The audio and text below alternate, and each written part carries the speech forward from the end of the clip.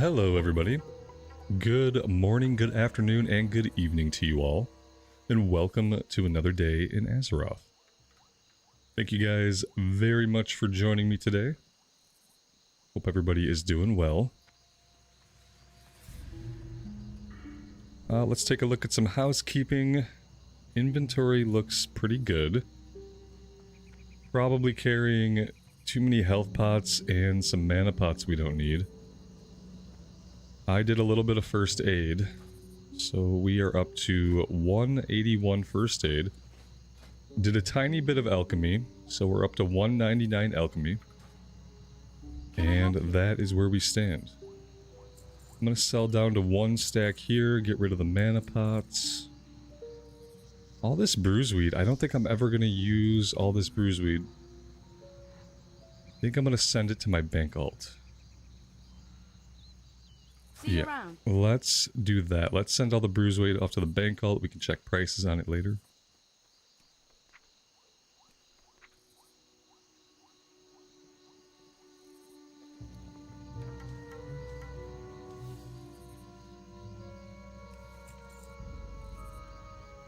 And I want to go do some fishing to start things off. It's been a couple days since we fished.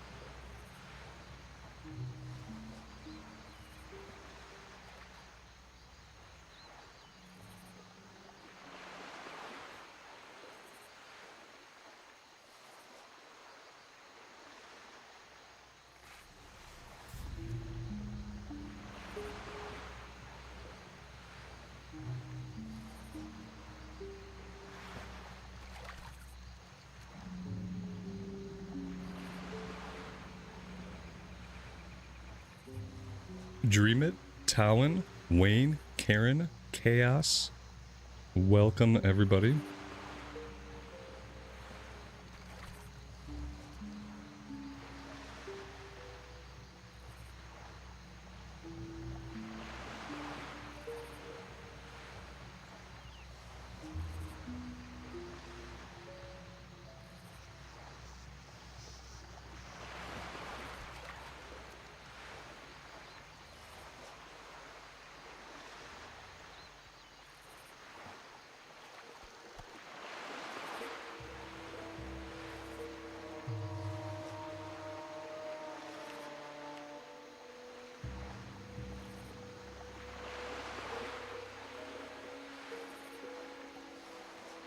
We're a little bit early today. I mean, compared to the usual time, that's not wrong. About an hour earlier today.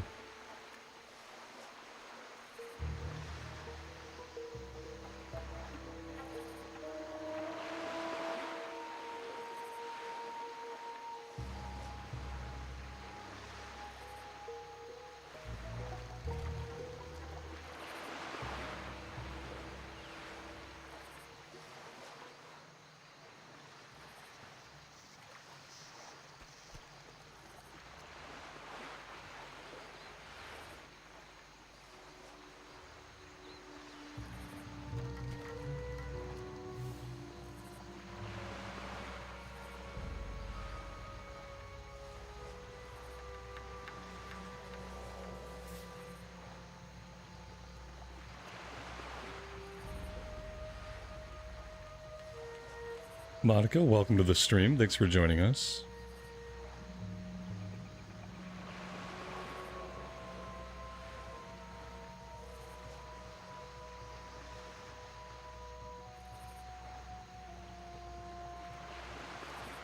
Dream It, you're having fun on a warrior in retail, but there's so many buttons to push. Yeah. That's probably the one thing in the negative category of modern WoW. A lot of times on most specs there are too many buttons to push. But not just too many buttons to push, it's when you're not pushing a button, you have to be thinking about all the buttons you haven't pushed recently. It's a lot of button pushing. It can be really fun, but it can also give you sore hands, depending on what you're doing.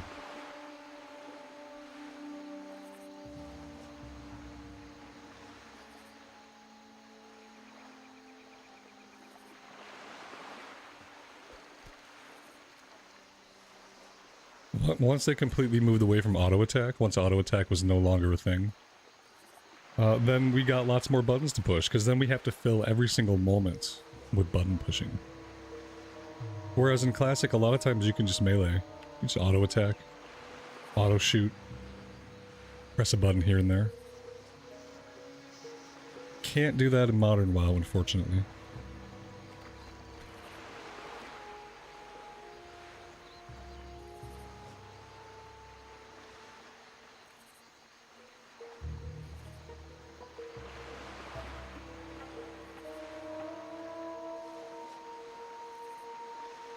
I almost wouldn't mind a longer global cooldown in retail. Maybe a longer global cooldown by half a second. But then some more abilities that you can press off the GCD, because there really aren't any abilities that you press off the GCD. The way like Heroic Strike is a baseline ability that's off the global cooldown.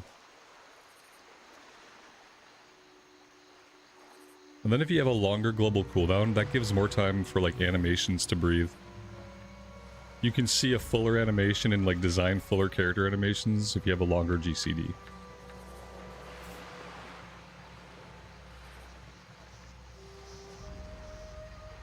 How long is too long? I don't know.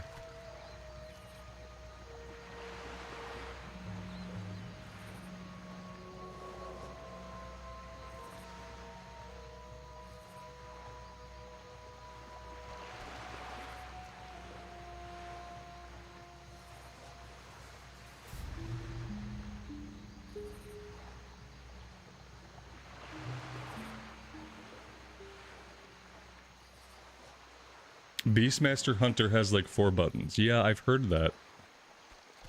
Beastmaster Hunter and Ret Pally are supposed to be the lowest buttons per minute. We'll probably do a Hunter in retail someday.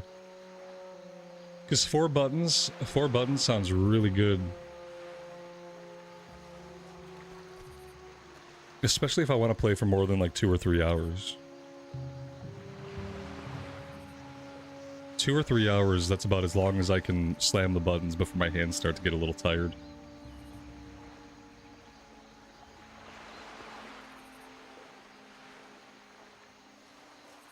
Especially if we're doing stuff that's constantly like button intensive, like if I'm working through a delve.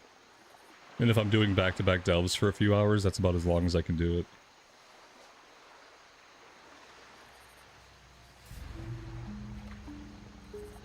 But you're extremely dependent on your pets. I mean, Hunter's been that way forever. Beastmaster Hunter's the same thing in TBC. You're just really dependent on your pets. You don't think about it much while you're pressing the buttons. That's kind of what I found. The concept of it annoys me. The concept of my pet doing most of my damage annoys me philosophically. But mechanically, when I'm pushing the buttons, I don't care. I press buttons, enemy health bar go down, me happy. That's how it worked out in TBC, at least. And I thought I was going to be really opposed to the whole idea philosophically, but it turns out that doesn't have anything to do with gameplay.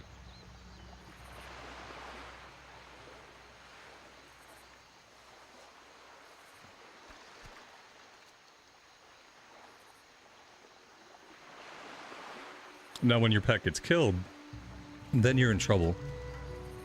I don't know if pets in retail have the same problems that pets in TBC have, but yeah, in some dungeons, my pet would die quite frequently. And that was a little bit of a setback. Maybe they have more AoE avoidance in retail. It was always AoE stuff that killed them that they couldn't avoid anyway.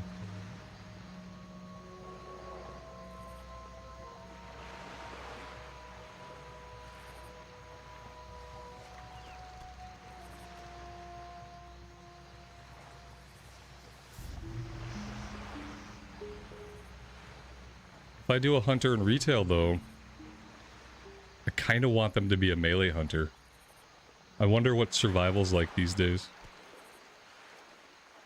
Probably more buttons than Beast Mastery. Probably more buttons.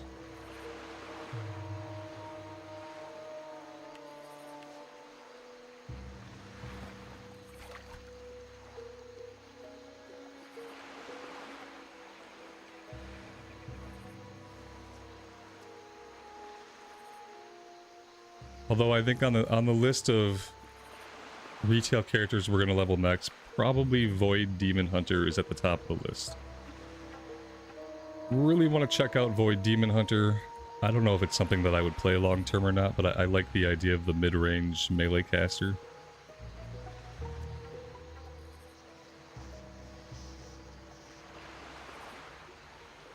Talon, your pet's never died in M+.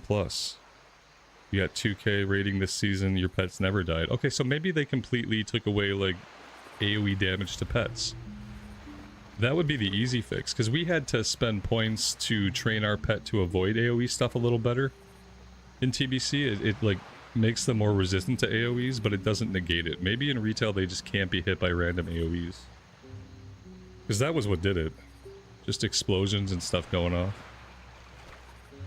Mr. Blaster, good morning to you, buddy. Welcome to the stream.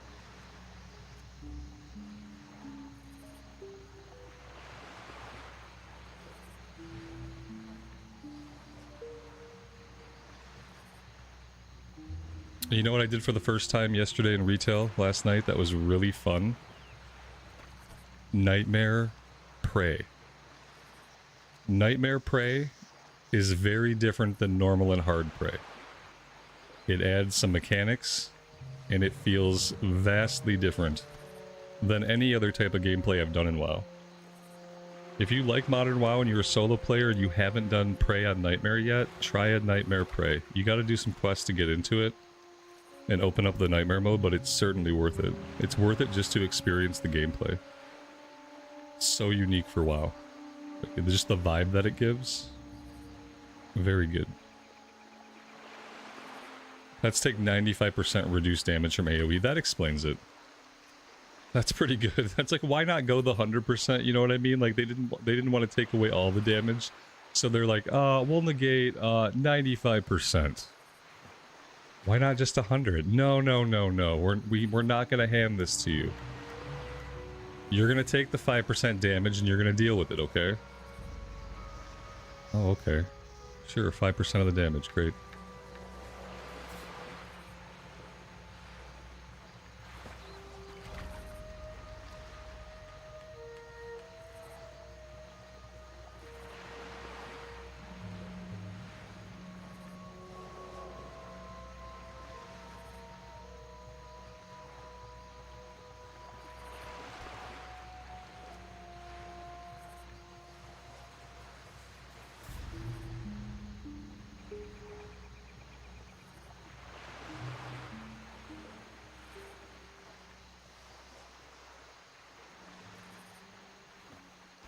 Dave, welcome to the stream, man. And thanks for checking out the VOD of the retail stream. I had a good time. Retail works for me as long as I know what I like, and as long as I focus on what I like. And then I have a good time. We did a Mythic Plus, just one. Very successful. We did a bunch of Prey. Those were fun, and we did a Delve. And it's like, as long as I just focus to the few things that I really like, we have a good time.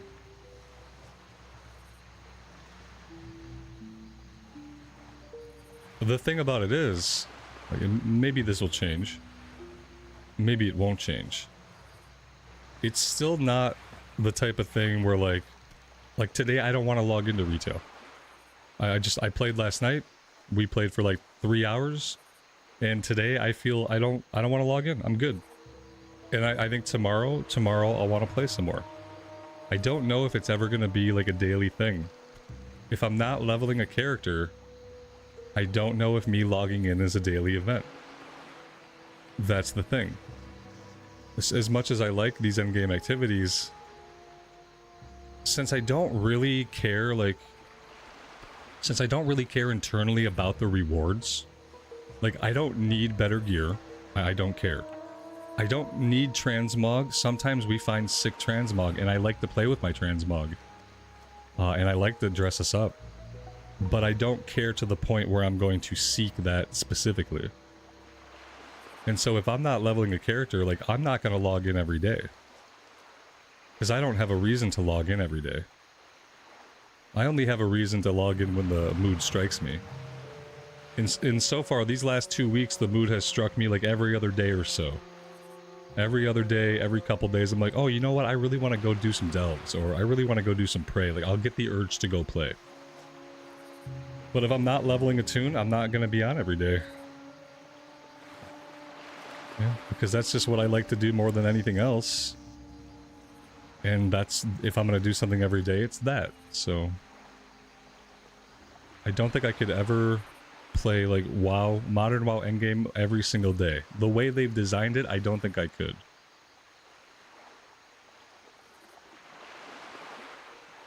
You know, I'd have to break that up with leveling alts.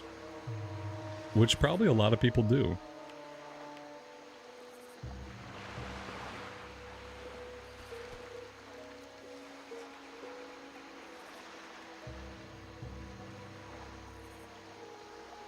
And some of that is, I learned from experience. Like, I really burned myself out back in Dragonflight, doing back-to-back mythics every day.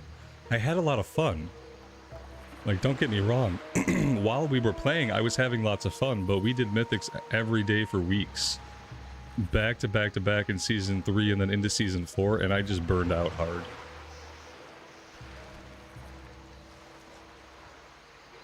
And so I learned that, like, I can't repetitiously do these things again and again and again every single day, even if I'm having fun. Even if the outward expression of it is fun, it takes some kind of internal cost. I'm spending an internal resource every time I play, and I have to let that resource build back up. Otherwise, I will be out of it.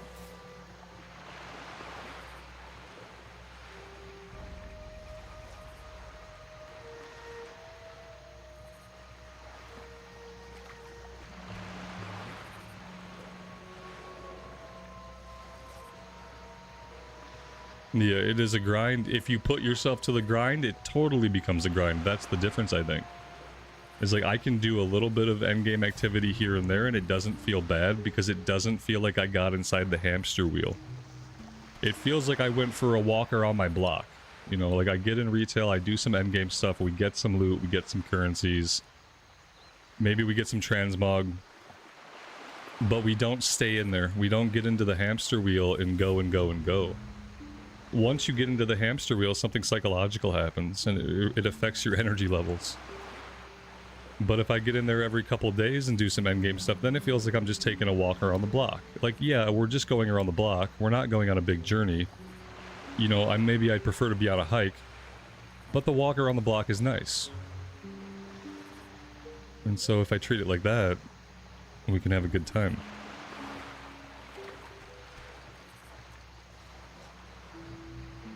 I just wonder if there will ever be a reason in modern WoW again where, like, any time where I'll want to log into it every day. Or if that's over. If it's over, that's okay. But they'd have to do something. I'd have to be able to level more characters. Sometimes leveling characters in retail is fun. And sometimes leveling characters in retail just kind of feels pointless. Especially when I'm pretty sure I have 2 boosts just like hanging out in my character select screen.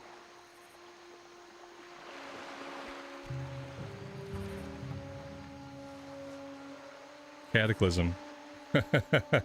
Cataclysm was the in-between. To some degree, mop. It turns out, though, a lot of people aren't happy in between. We think we might be. You know, we see these 2 extremes and we're like, well, I don't really like either of these extremes. We think we're going to be happy in the middle, but then when we get the middle, a lot of times we're not happy. Like, I wasn't very happy in Mist of Pandaria or Cataclysm. Even though I, too, think that I would want some kind of more of a middle ground. Neither of those middle grounds really did it for me. Cataclysm, I think, was probably better than Mop for me. I don't know. I guess as long as they keep having Classic and they keep having Modern, I don't really have to worry about it. I could just level, I'll just level characters in Classic and I'll do endgame in Modern WoW. And there will be much less endgame to do than leveling to do, obviously.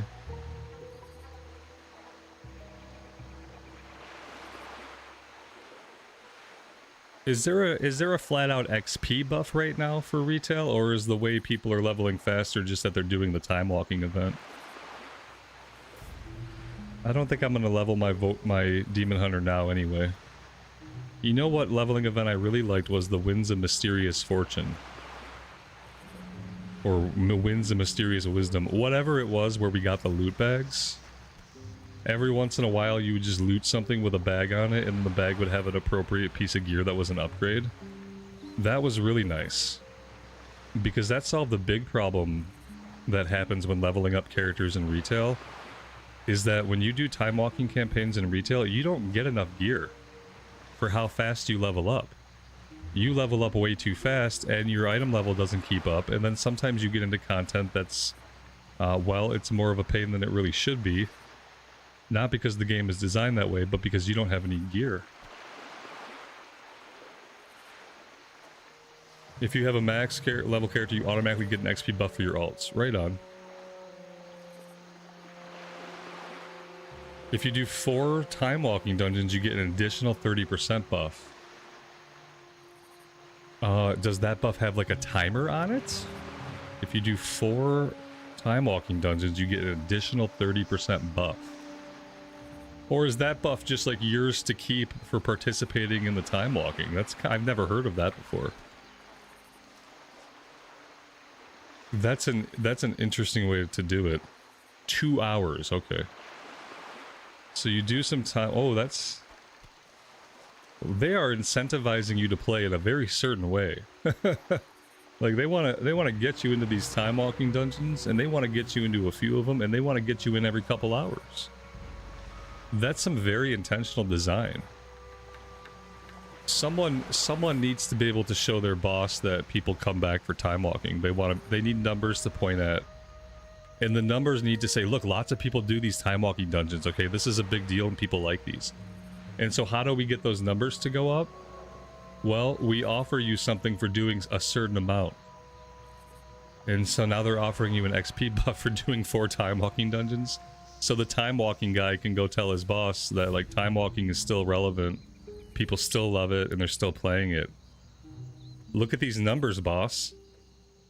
These numbers are double what they were last time walking. Boss doesn't necessarily know about the buff, you know.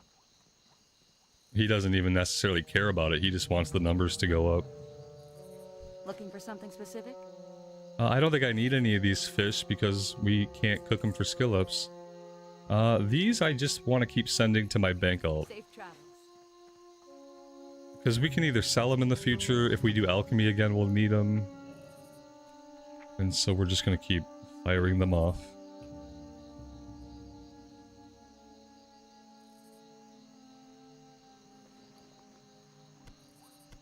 Alright. The wool also, I don't need wool anymore. Send that off.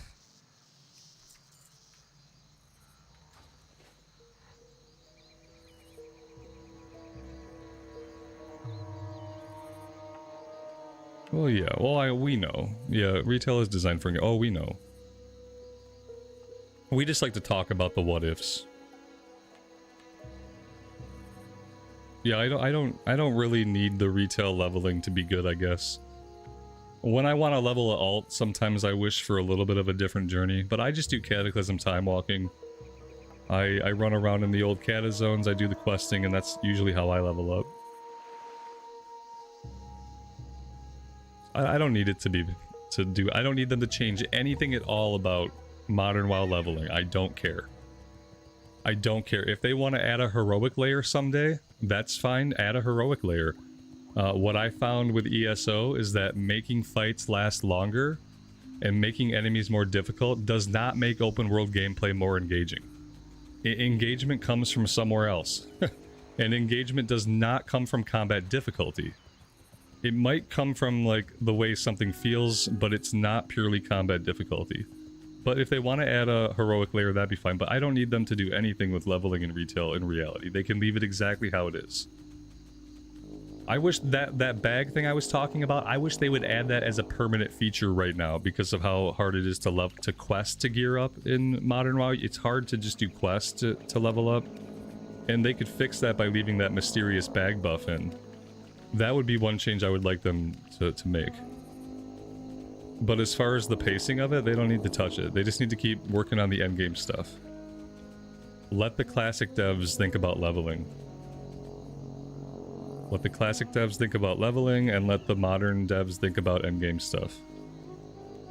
Because that's how we got delves, which are amazing. That's how we got prey, which is amazing. Like, if these game developers had to go back and redesign the wheel about how to level up in Modern WoW, if they had to do that instead, then we wouldn't have cool endgame systems like prey or delves. We wouldn't be getting labyrinths later in the expansion. You know? And I'd rather have those things than have a team of people trying to reinvent the wheel of how to level up, when most players, a lot of players just want to level up quick. Especially in modern games, it's simply how it is. Leveling up is the tutorial phase. You level up, that's your tutorial, and now you're ready to start playing the game. And that's okay. I totally didn't dance at that pole. I walked right by the pole. Well, we're just gonna kill these crocolisks, and then we'll go back. So I need one more crocolisk to wrap this up.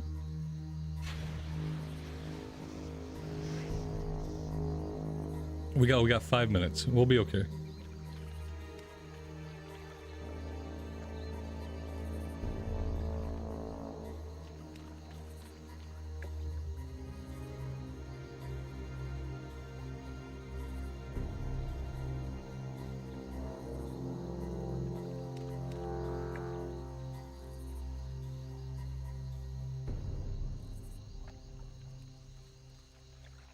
Yeah, heirloom gear is obviously the way to go. Because of the way they did heirloom gear over time, like increasing the level of heirloom gear and the different ways you were supposed to pay for those increases over time, I never did that. So I have a lot of the base heirloom gear, but as they increased the level cap on it and they wanted to charge you to like increase it, I never did that stuff. So unfortunately, after all the level scaling and changes, my heirloom gear stops at the awkward level of like 35. 35 or 38. That's where all of my heirloom gear stops, and I have a lot of it. I just never leveled any of it up. And now I'm told that it's done via gold. And that sounds like me having to buy a WoW token to get that all done. Maybe multiple WoW tokens, depending on how expensive the upgrades are. So yeah, heirlooms are what you're supposed to use. But not if you're like me.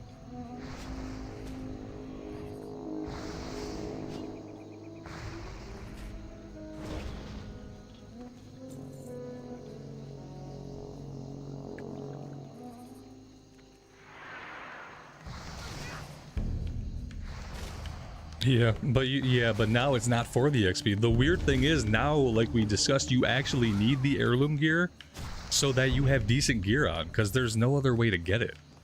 It's like, yeah, like, oh, it sucks, there's no XP off it anymore, so it feels less valuable to us than it used to feel. But no, the value now is just in wearing a set of gear that's gonna have decent stats. Because especially if you like to quest in retail to level up, if you go do some time walking stuff, like those quests are not gonna gear you out. And now it's like you almost need to have it just so you can have decent stats. Oh yeah, the quest, if you get a quest reward, it's not going to be any good. It's not going to be any good. And then like the random greens and stuff you find in the world while doing campaigns, they're so randomly itemized. Yeah, you almost need to have the heirloom stuff just to get by. And that's why the Winds of Mysterious Fortune was good, because you would just get loot. You'd kill something, you get a chest piece. You turn in a quest, there's a box with a headpiece. Like, and you would get enough gear over time that your gear was never really, really bad. It felt like you were being appropriately rewarded for the stuff you were doing, because your gear just was never falling too far behind. So I really liked that. I think that they should just add, that should be a mechanic in the game itself, up into the current content. Like, so you should have those bags should be dropping until you're going into like the last 10 levels of the game, just to keep you geared up. Because if you don't want to run dungeons, if you don't want to just spam dungeons, then if you want to go quest in the world, your gear's gonna suck. And you're gonna hit some bit of content that level scale is really weird, and that bit of content's either gonna be impossible or incredibly frustrating, just because you haven't been gearing up enough for your character level. So the leveling has issues like that. Like, in my opinion, like the pace of their leveling is fine. Their leveling has some issues depending on how you go about doing it, but I feel like those issues are probably pretty easily resolved.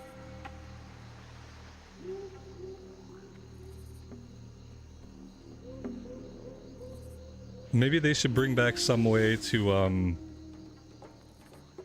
get the heirloom loot, like reintroduce heirlooms to a newer generation of people by consolidating them all on one vendor, selling them at their capped out item levels for some kind of resource or gold. Like, maybe we need to reintroduce heirlooms to the player base in some very obvious, like, here's the heirloom vendor. If you're newer to the game or coming back after a long time, you need these. This is why you need them. Here they are. Here's how you get them. Come get some.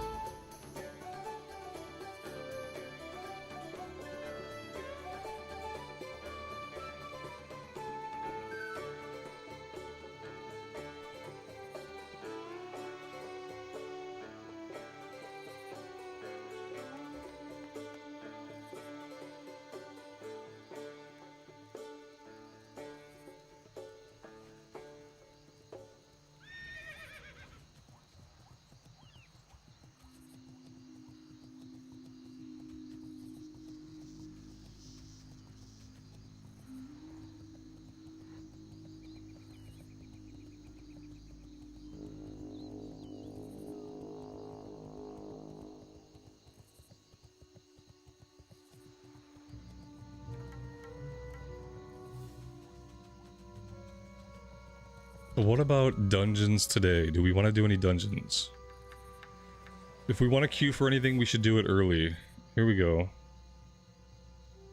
Library, level 31 for library. Is that that's going to be low, isn't it?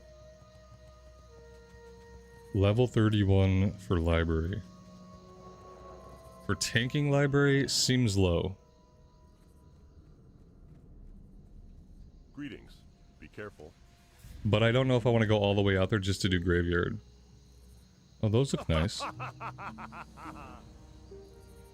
Well, I mean, they would be nice if we weren't still wearing the chosses of Westfall. What is a choss, anyway? I mean, obviously it's some kind of pant. The chosses. We're never going to be rid of these things. Alright, we need the Intrepid Strongbox key. That's up back by the boats. Then I think I want to go over to the Dwarf area. Dunmodir. And I think I want to do some stuff back here. We also have to go get the Highlands flight point. Probably want to do that sometime today. Oh, we could do Northfold Manor while we're up there. It's the only quest in the zone for us that's a lower level, level 31. South Shore is about to have a ton of stuff we can do, like, anytime now. And I guess if it's a matter of do I go to South Shore or Stranglethorn first, I'll probably go to South Shore first.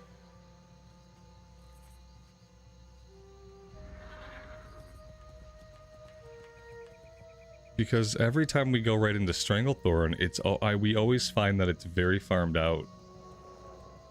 And then we're always struggling to get those initial kill quests done, and it becomes kind of a drag. So if we can put that off for a bit, that'd be good. I wonder if there's a way to do a route where you don't go to Stranglethorn at all. I wonder what that would look like. Let's see. Am I out of flowers? Oh, I have one flower left. Hopefully we can do the quest in Around the Highlands to just get the free 5. I'm gonna burn this flower. And we're gonna move on.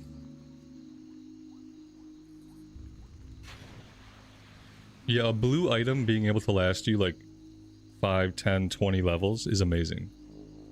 Sometimes though, if you hate the look of said item, like if the look of the item just starts growing tiresome, you're stuck staring at it. You know, because you can never get rid of it. But yes, mechanically speaking, getting the feeling of getting a quality item and then being able to use that item for a long time, superior to instantly replacing stuff.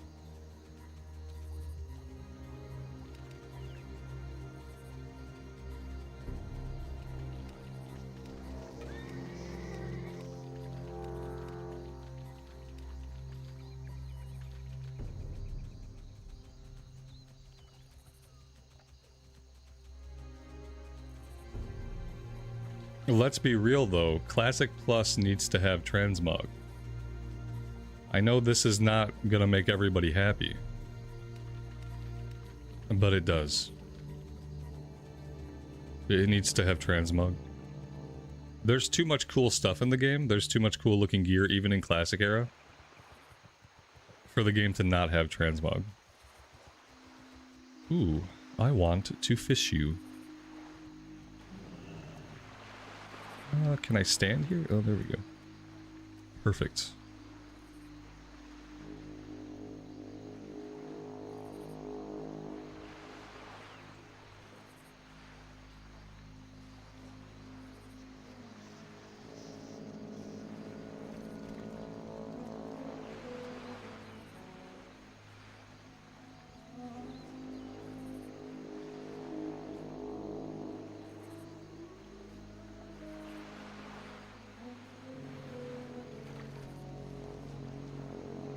Dave, you had some level 40 blue shoulders that you wore all the way into Outlands. Yes, exactly. I think we had some weapons. Maybe it was on the Paladin that were like level 40 weapons that we took all the way into Outland with us. It's very nice when you can do that.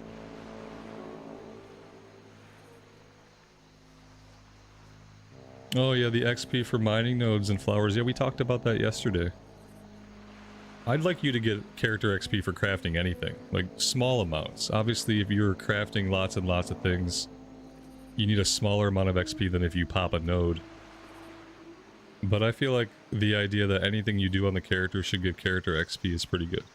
Like, even as I fish, you know, maybe I get like 7 XP, 10 XP, like some small amount.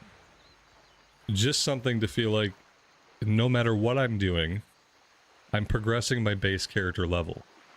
Like, just that simple concept, even if it's not a lot of XP, that's going to get a lot more people to engage with more professions. It's going to get people that normally wouldn't bother with professions to engage, because they're going to feel like, well, no matter what I do, if I'm skinning, if I'm making things with tailoring, like, I'm going to progress my character level. You know, maybe not by leaps and bounds, but it's going to keep going up. And I feel like it would be very little for fishing. Like, anything you can do repeatedly over and over again, like, yeah, we have to limit that.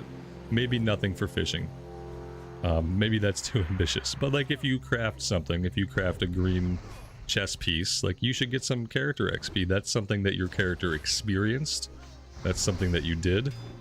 You know, it's going to grow your tailoring skill, but it's going to grow you as a person, too. That's my justification. But maybe not fishing. Maybe fishing is its own reward. I think I have to kill this guy for a key.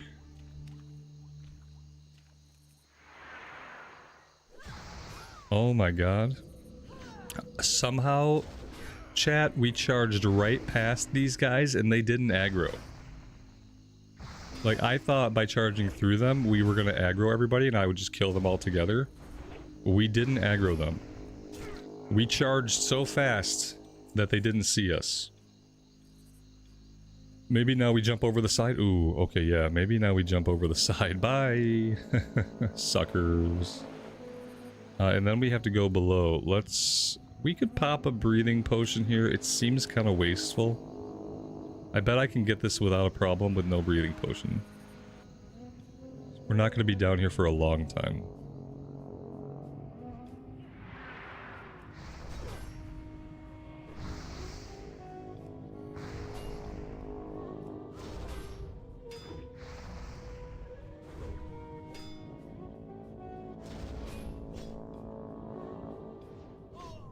I mean, I said that we wouldn't be down here, but then I think I have the weapon equipped that we have the least amount of skill with.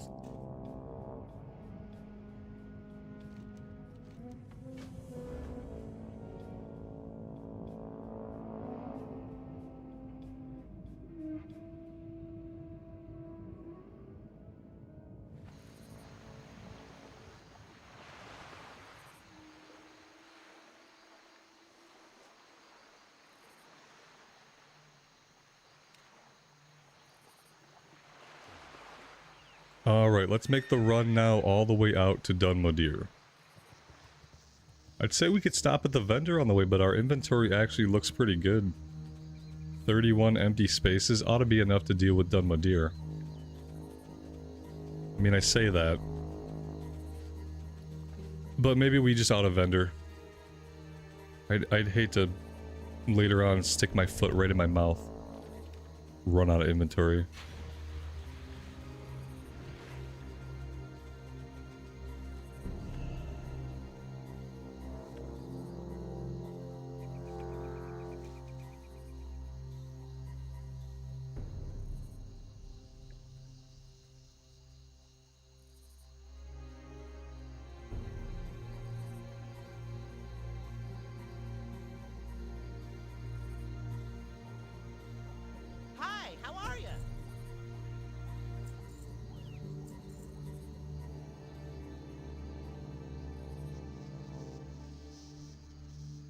Do I even need the seasoning salt anymore? Am I ever going to craft any of these?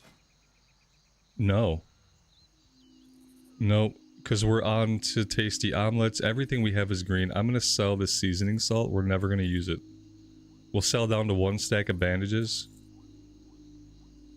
Briarthorn, I'm convinced that we don't need.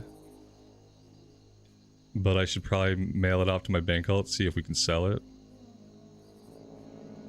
This should be good.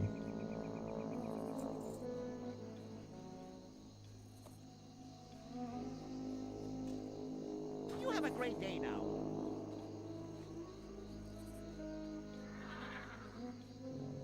Have I fished up the book that enables you to see the fish pools? Have I fished up the book that enables me to see the schools of fish? Was that not something they added in Cataclysm? Did they add that much earlier than I thought? Because in my mind, that item and that ability to see the fishing schools marked on your minimap with yellow dots, in my mind that came about in Cataclysm. If it comes out in TBC, no, we haven't gotten that yet. I mean, I've done a lot of fishing. A fishing skill is pretty good. It was in TBC for anniversary. I haven't gotten it. Is there a level threshold you must be at to get it? Is there a zone that it drops out of? Because I had not heard that, and we do not have that. That's an interesting change. From a junk pile. Oh, okay. So we've only, in recent zones, started seeing a junk pile. I think I've only seen like 1 junk pile. We see some schools of fish, but junk pile is not as common. Once we get to South Shore and Stranglethorn, that's probably when we're going to fish it up. Because we're going to start encountering a lot more of those junk piles. A lot more tide pools.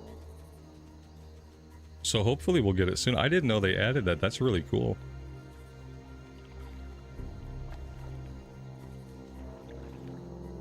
Oh my god, there's so many herbs out here. Oh, we need this King's Blood bad, though.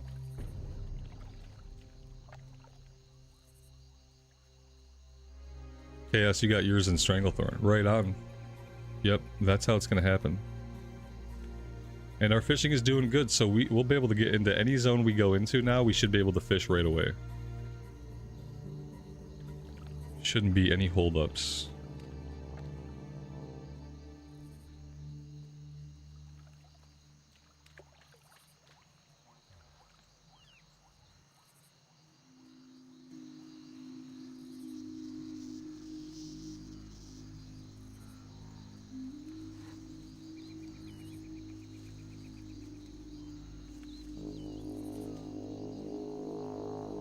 Yeah, right now we're not getting that many skill ups. I think we got over 200 though, didn't we?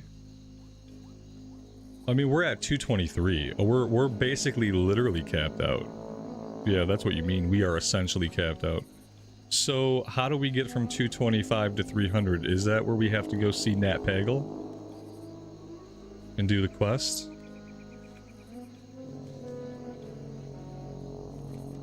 I've never done that quest.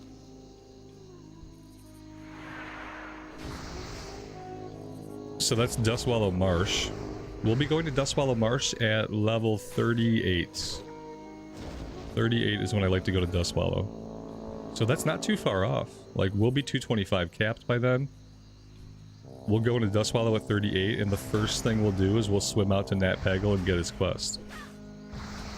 Unless the quest is level capped at 40 or something like that.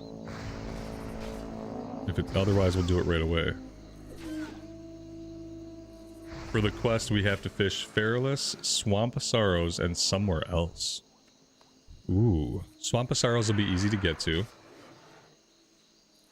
Feralus, at that point, you know, we'll have to run down there. We'll have to do Shimmering Flats soon anyway. So we'll have the Feralus flight point from Shimmering Flats questing. So that should be fine. Swamp of Sorrows will be easy, Feralus will be easy to get to. And then now it just depends on the other place.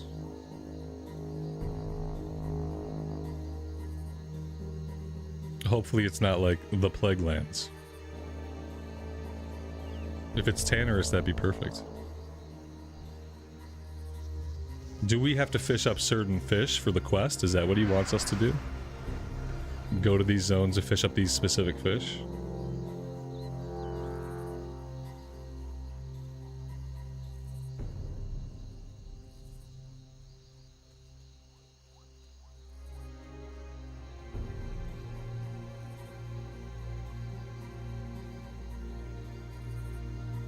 Well, that'll be fun.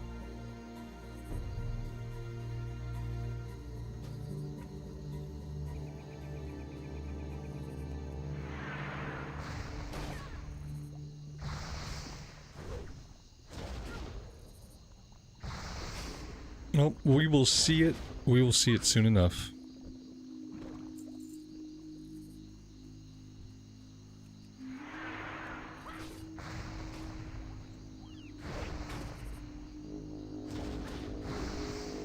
Now the real question is it one quest and he tells us to go to 3 different places, or is it 3 different quests? Each with their own experience turn-in.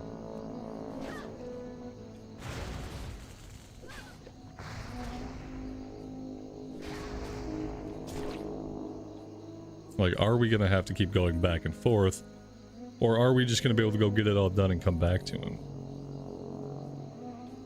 Somewhere... Oh, there's Grave Moss. It's one quest, okay.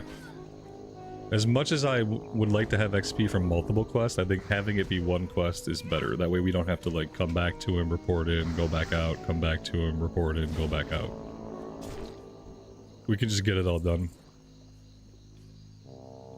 Conversely, I bet you can make it a one-stop quest. Do you know where the one place you can go to get it done instantly? You could probably just go to the auction house. Couldn't one just go to the auction house, buy the fish that he wants, and then go turn the quest in? We won't need to do that, but I'm wondering if it could just be done that way. For convenience sake. It's like this, the guy said, go get me some fish. Do we have to fish them up ourselves, I guess? The fish are soulbound. Oh, the fish are quest items. They're not just some fish that happen to be in the zone. The fish are quest items. Well, that would be different. I don't think we've ever caught a fish that was a soulbound quest item before. We've done a couple of fishing quests. Maybe Gaffer Jacks. Yeah, Gaffer Jacks must have been like that. Because you don't fish those up normally. You only fish them up if you have the quest. Yeah, I bet they were a soulbound quest item. Makes sense. Am I prot? No, I'm not prot. I just like to sword and board. We are in the Fury Tree.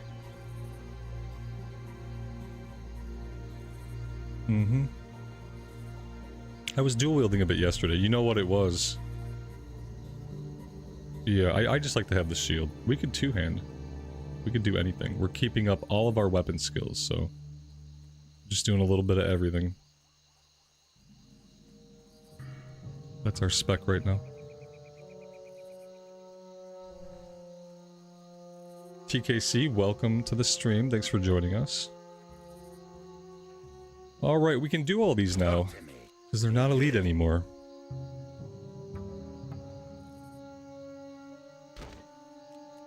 Off with you. Alright, that's the named guy. Hello. Be Kill a good. bunch of dark irons. What can I do for you? And locate old Rustlock. I don't know... oh, that's the guy on the bridge. Safe travels. Alright, let's do it. I should get the flight point? We'll get the Arathi flight point before we leave from this. We're gonna do these first. And before we head back to town, we're gonna run and get the flight points. This will be as close as we'll ever be organically. So this is when we're gonna do it. Dragon's Bane, welcome to the stream, man. It's awesome that you have a day off today.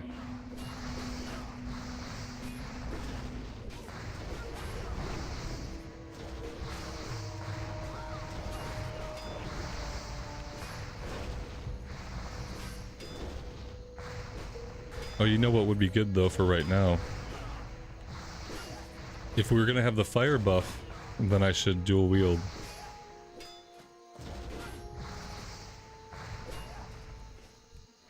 Is it just me, or I don't seem to be getting as many procs as we have gotten in the past? Maybe it's because we had the one-hander and the shield on. That got a little dangerous. Figured we'd be fine because we have our superpowers, but it just didn't proc a lot. Okay, we survived. That's what matters.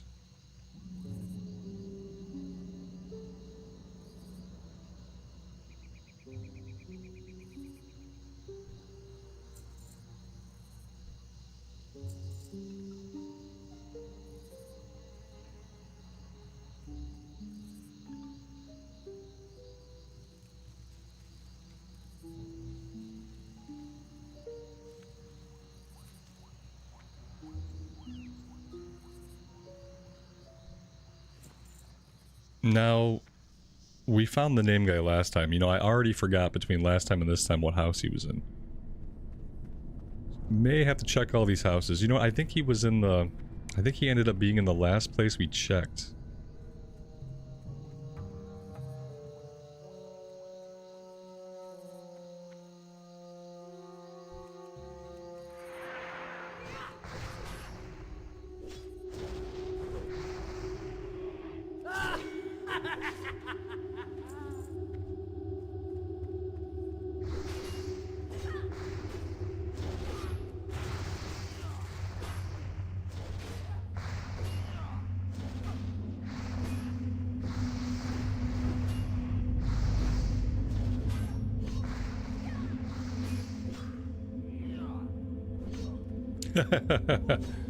Everything, by definition, would be in the last place you checked. Unless it was the first place you checked. But even then, technically that's also the last place you looked. And yet somehow we draw a distinction between I've checked many places, and it was in the last place I looked, as opposed to I found it in the second place I looked. Or even the third place. It's like there are numerical ideas that go like 1, 2, 3, many. And that's, I think that's what it is. It's like usually we think in terms of 1, 2, 3, or many. We don't think about like specifics after 3. You know, a table has many legs. And I checked many places. And so since I checked many places, I'm more apt to say it was in the last place I looked. Whereas if I only checked 2 places, I'd say, well, we found it basically right away. Because like linguistically and in our minds, there's 1, 2, 3, and many.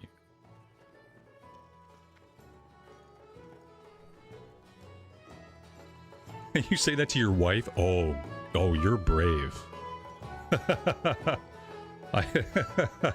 Oh, no, I wouldn't do that. Yikes.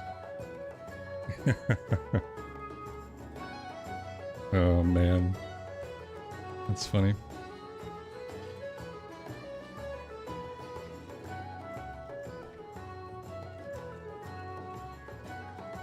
Now, this place was completely empty. You know, maybe he's in here and he's not up right now. This is not conclusive.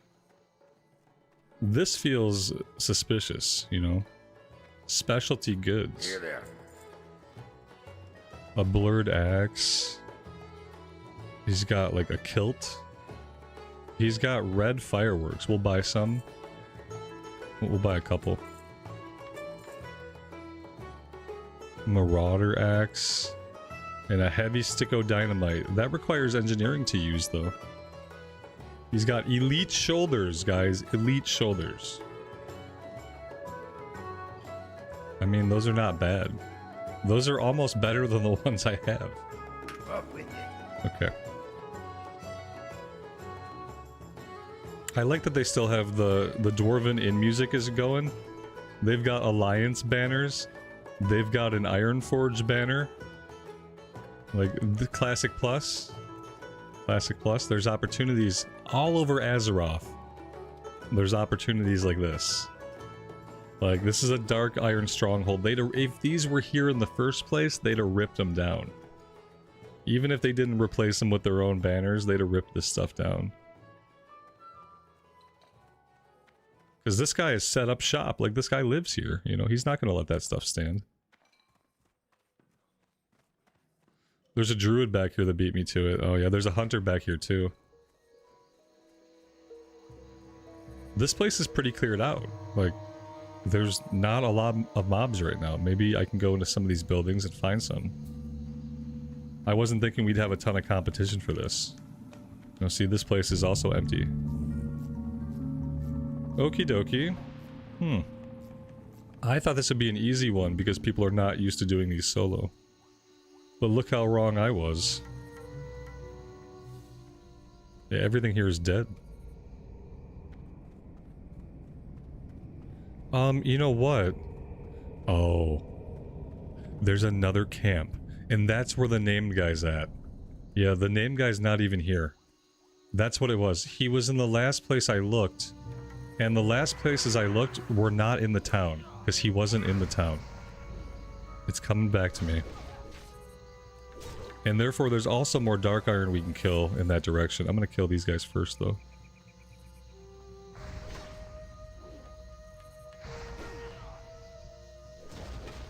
It's all becoming clear. I'm starting to remember.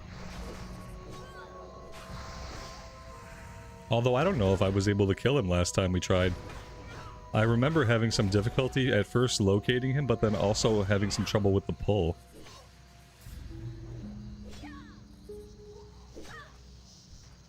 I don't know what character... That must have been on our priest. That must have been on our dwarf priest.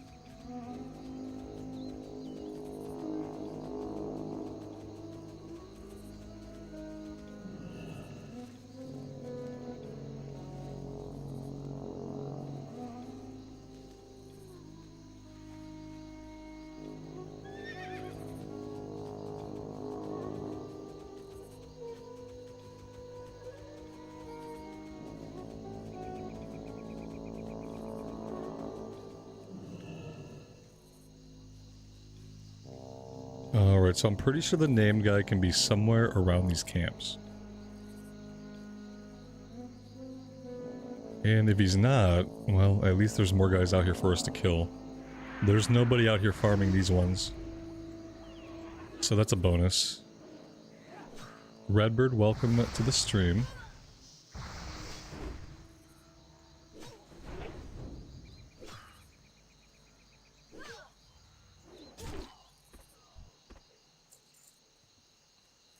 Of course, now this hunter shows up. He's gonna go right for wherever the named guy is. I'm sure he's like tracking the guy. So maybe the named guy's over here. Let's come check out the other camp. I don't see him in this camp. See a bunch of regular dark irons. So he must spawn over here.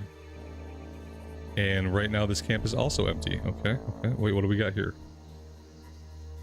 Nope, I didn't get to see it. Demolitionist. Yeah, here he is. Oh, well, we were a little bit too late on that one, but we can kind of hang out here now. We'll kill around in this area and wait for him to respawn. So that works out perfectly fine. At least we have some idea where he can pop up.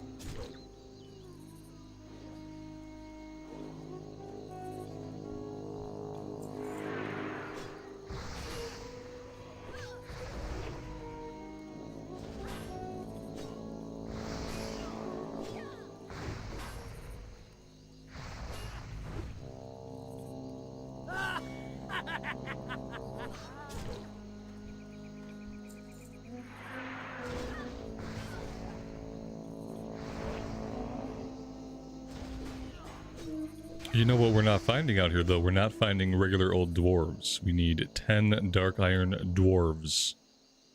And if they have a special title, they don't count.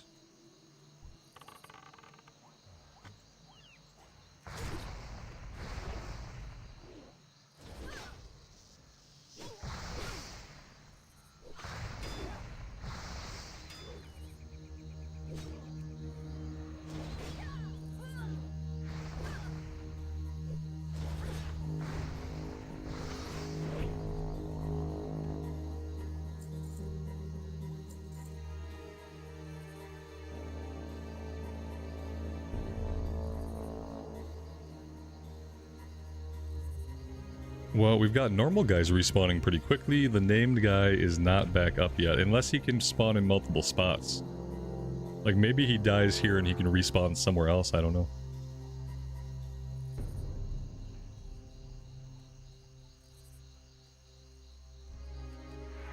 Did I do the Shadowlands expansion? Yeah, I did. I got a whole playthrough of the base campaign on YouTube. Now, I didn't do much after the base campaign until Zereth Mortis came out. But yeah, we did the whole base campaign. And I played here and there throughout the expansion. I played here and there. And Zereth Mortis was actually really fun. I very much enjoyed Zereth Mortis.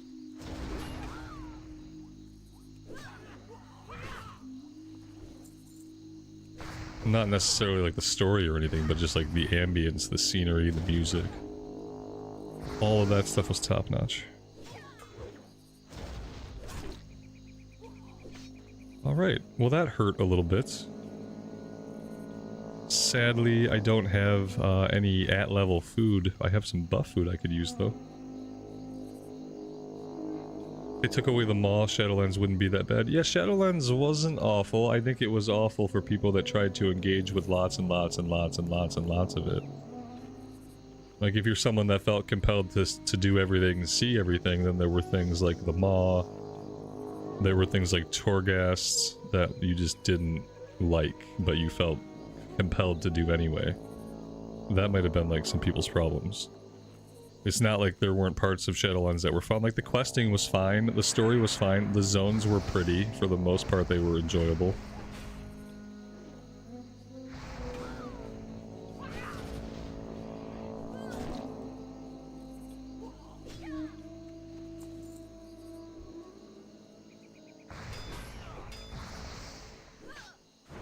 I'm sure in a couple years we'll get to see it again in Shadowlands Classic, so maybe we'll feel differently about it the second time around.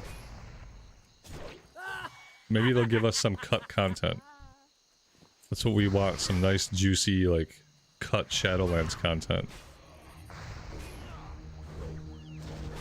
Bring Denuser back to work on Shadowlands Classic Plus.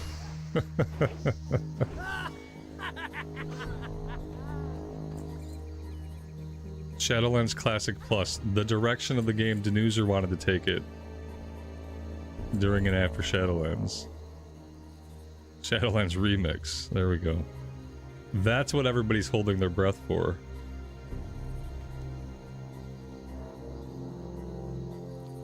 Oh man, I wonder if this guy's ever gonna pop back up. Indy, good morning to you, buddy. Welcome to the stream.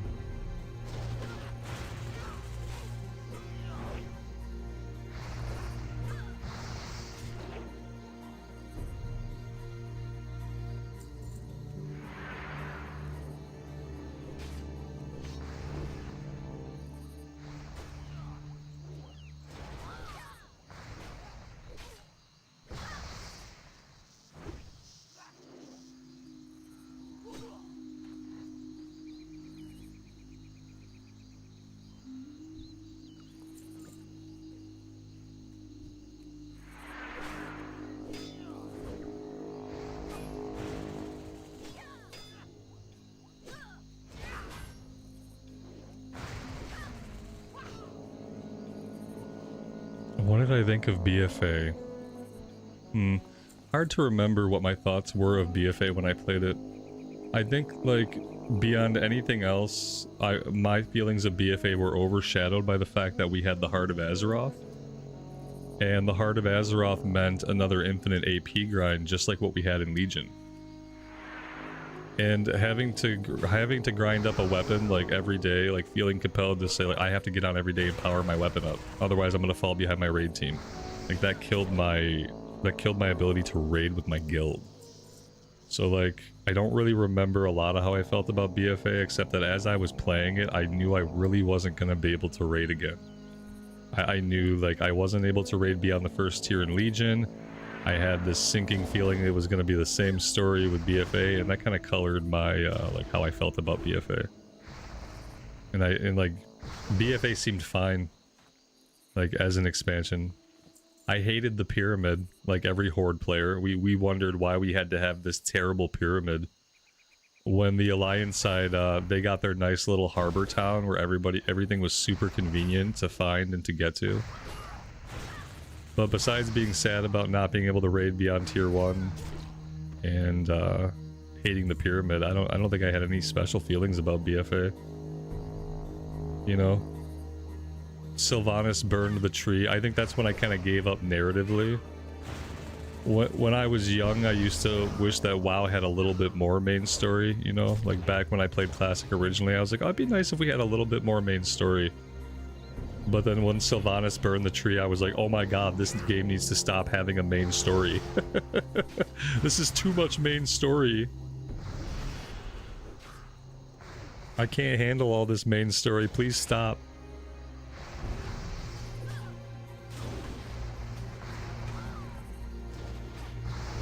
The zones were pretty. Well, again, the Alliance zones were pretty. The Horde zones... The Horde zones left a little bit to be desired, in my opinion, and I was a Horde player at the time, so I was underwhelmed, I think, by the zones. They were okay. The pyramids sucked. Oh, we got the name guy. I was running my mouth and not even paying attention. Very cool.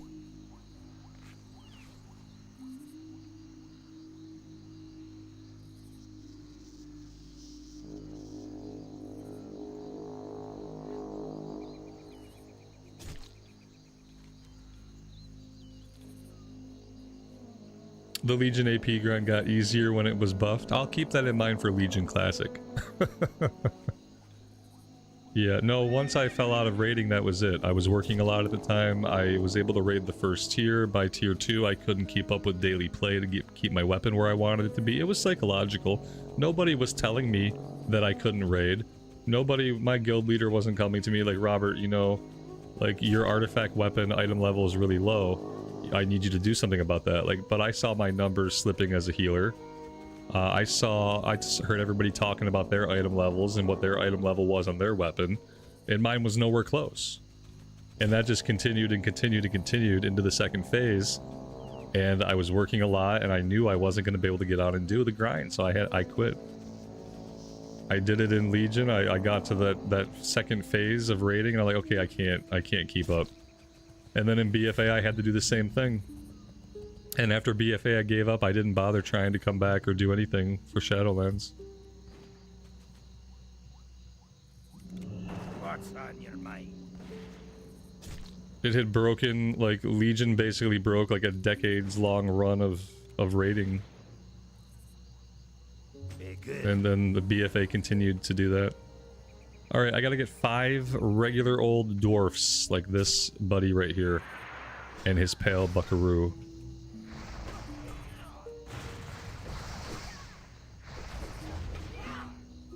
I'm sorry, bro. Item level's not high enough. Right. Yeah, we've heard that before. Thankfully, I never heard that from my guild, but I've definitely heard that before.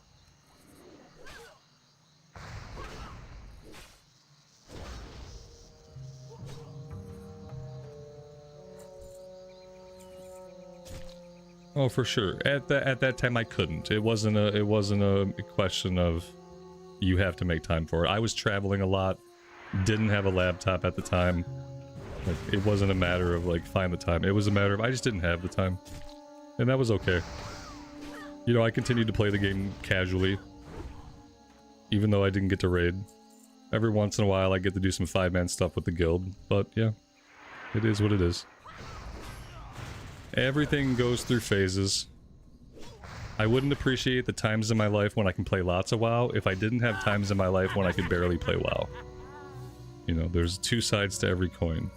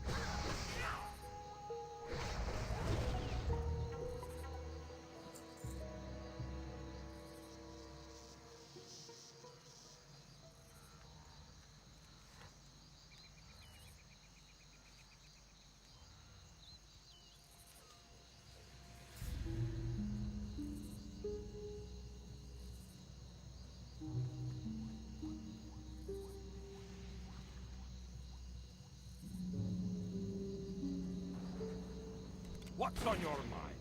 Safe travel. Keep your feet on the ground. Alright, so with that stuff done, we also have some stuff to do on the bridge.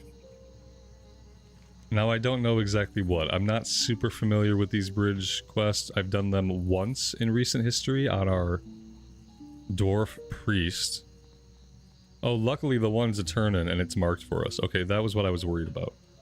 And we should be good. There's a turn-in marker.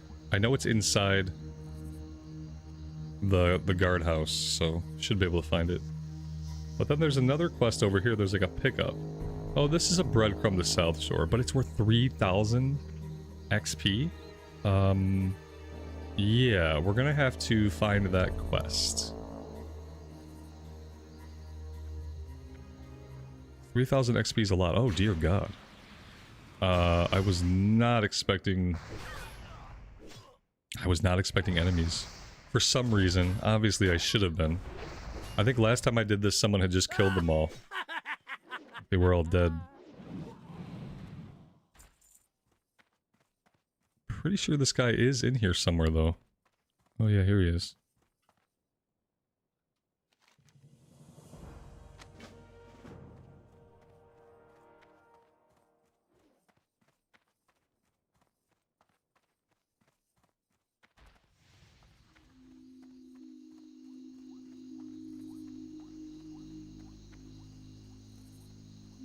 I will go grab that other quest when we are on our way to get the Arathi and South Shore flight points.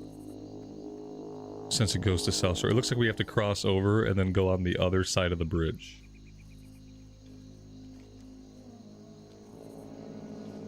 I will also try to remember we have a mount. We can mount. Which I seem to keep forgetting.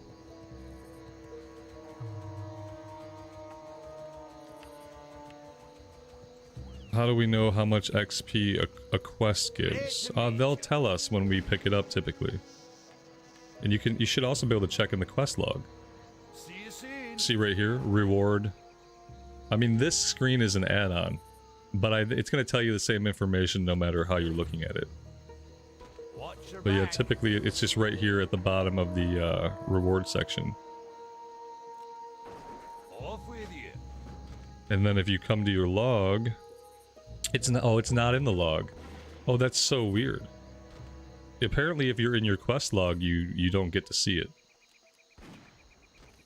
which feels like an oversight.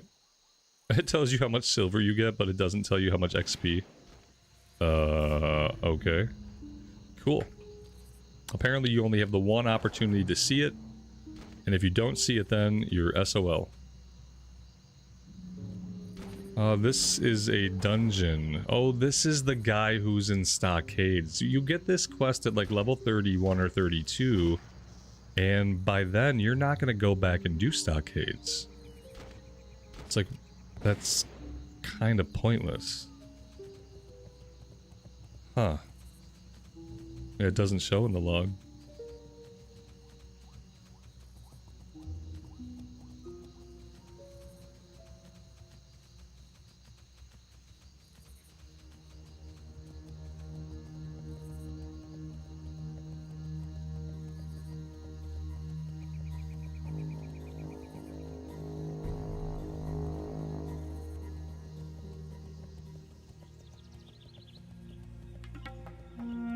You can turn off that set. If you have Questy and it's automatically accepting quest, you can turn that off.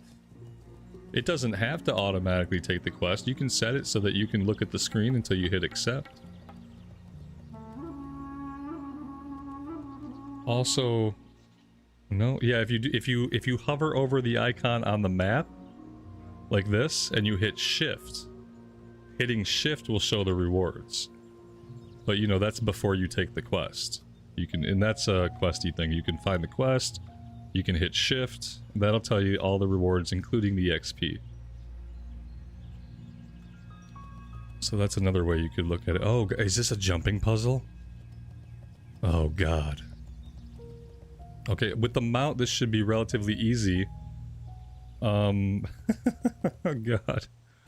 A jumping puzzle? Okay, we got it. Oh god, don't fall off. Okay, let's dismount. Okay. How are you? All right, perfect. And now, like, am I stuck? Oh God. So oh God, I'm kind of stuck here with this guy. We live here now. I can't get out this way. I have to swim out in this direction. Oh my God, because I'm not gonna make that jump. How am I getting out of here? Oh, I've made a terrible mistake.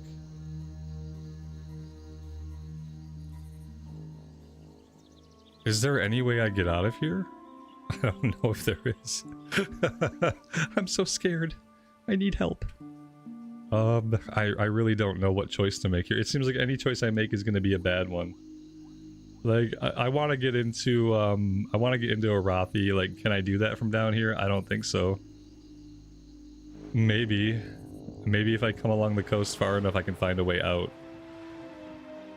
That's why it's 3000 XP. Yeah, I kind of thought about that. Right, it's 3000 XP because now you've got yourself in quite a bind. Like, congratulations, you picked up the quest. Good luck getting out. I hope maybe I can come over here and get up onto land, but I don't know. It looks pretty freaking steep. What's my end game here? Swim down the coast until question mark. Look at this. Like, there's nowhere to go. I'm gonna have to swim inland. We're gonna have to swim up this little inlet and hope that we can get through all the way up into this area. This is the only way. We have to swim it.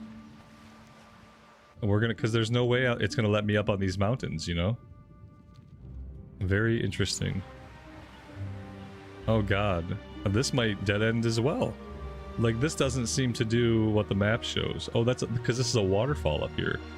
I can't swim up the waterfall. Am I hearthing out of here? Go again type of deal? I mean, unless there's no secret passage, we can glitch the waterfall out apparently with the camera angle. So there's no secret passage hiding behind the waterfall. This doesn't let up anywhere. They gave you 3000 XP because they were about to totally screw you.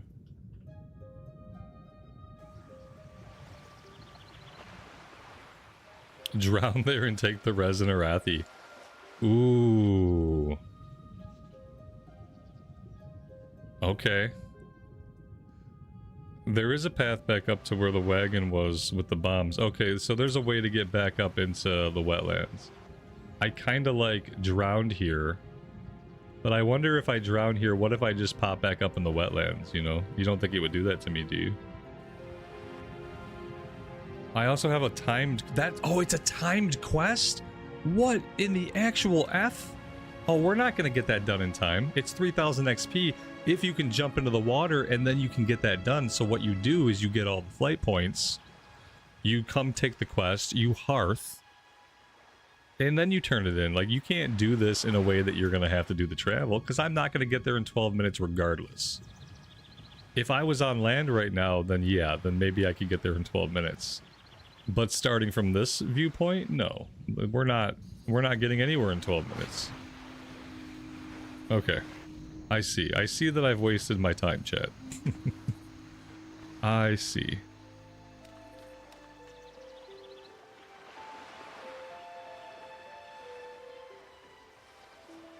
Eags, good morning to you, buddy. Welcome to the stream.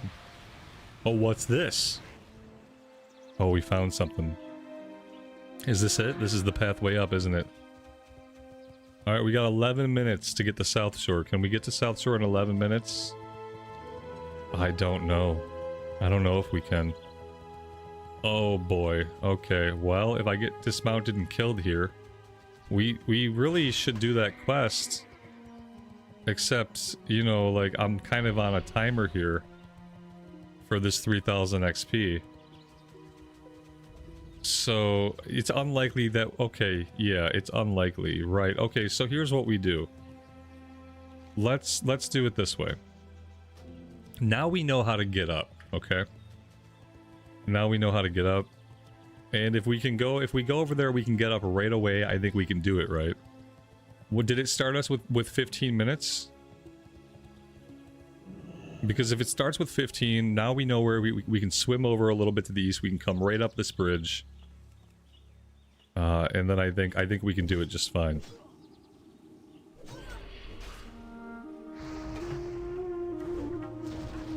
And I think if it's 15 minutes should be more than enough to make the run to South Shore. Shouldn't take us that long. 11 minutes, I think, is cutting it close, and I don't really want to risk it. But let's do this quest first, and then we'll reanalyze.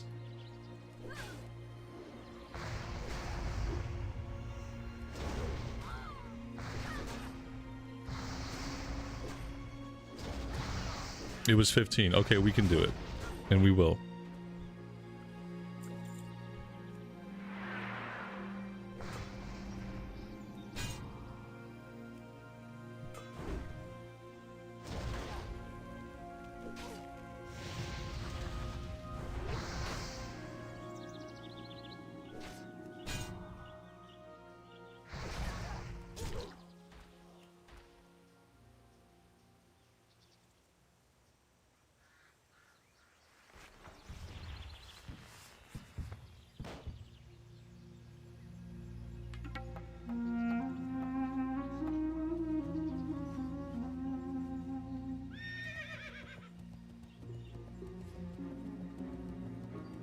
Does this one turn in back at the dwarves?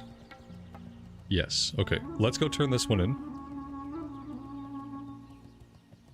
And then we know what we're doing next.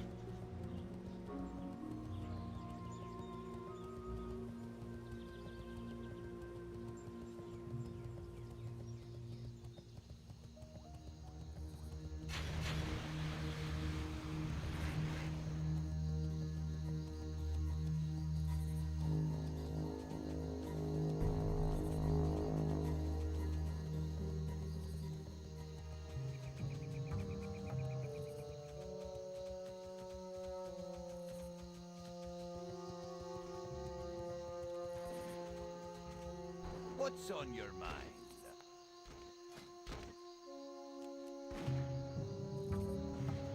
Watch your back. Off with you. Alright, and that's actually a breadcrumb quest over to Refuge Point, so that's nice.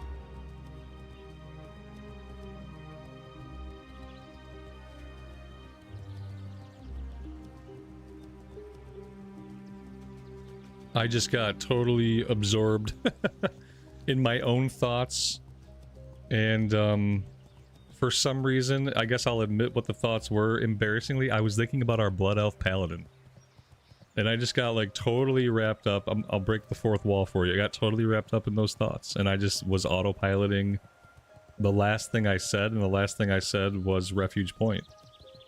So there you go. There's a little bit of how my brain works. So here we are. Let's actually grab the quest.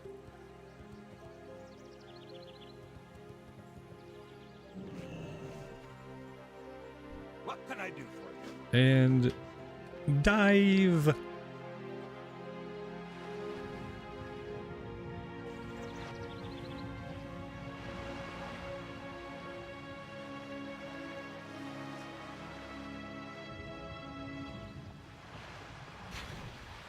I'm happy that the sword, when we're swimming, looks like the perfect shark fin.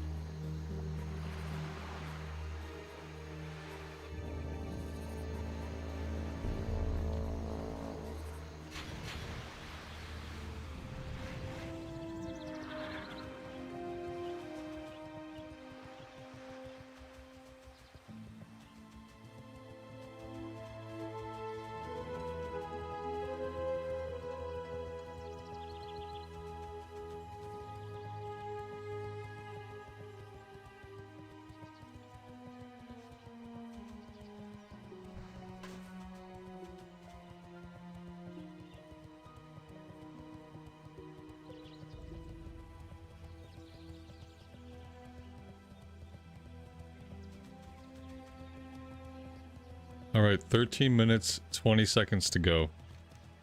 I'm gonna have to pop in at Refuge Point to get the flight point. I will try not to waste time clicking on anything else. And then if we want to do the Northfold Manor quest while we're up here, we can fly back from South Shore after we get this one turned in. But we're gonna at least have to grab the flight point, so I hope we have time for that.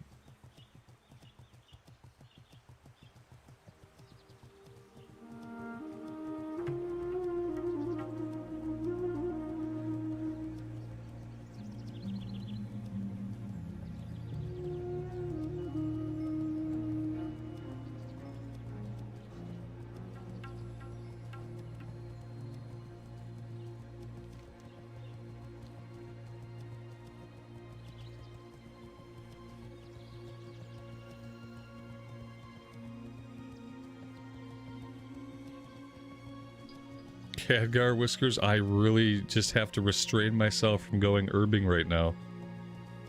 Because I'm sure we can pick Khadgar's Whiskers, and I'm sure we need them eventually. But we must keep going.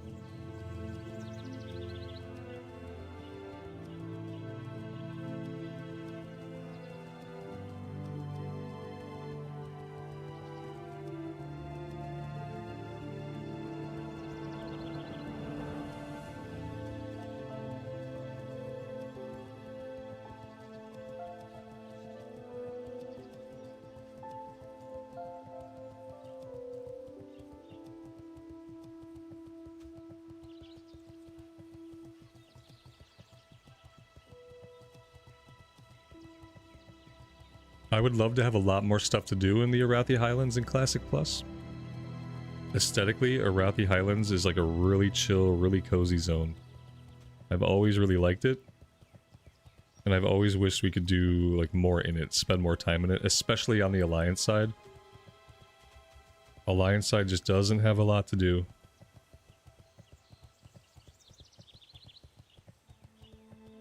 Now granted, it's kind of a small zone. But for Alliance side, there's all these raptors and spiders and all these mobs that we never go after for anything. Let's work in like a little hunting outpost somewhere. See what they can get up to. Yeah, the Horde has more questing here, absolutely, because they have raptor quest and spider quest and stuff like that. We just need some more stuff for the Alliance. The Horde could use more, like we could spend more time there on the Horde if there were more quests. Just flesh everything out. Let's add quests everywhere. The more quests, the better.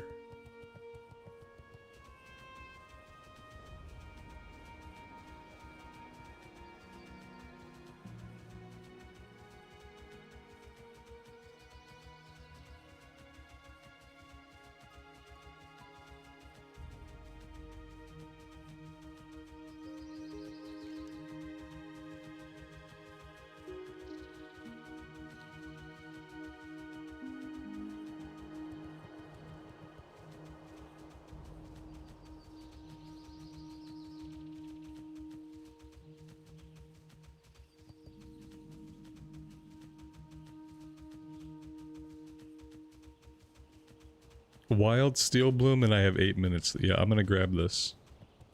It turns out we kind of had plenty of time.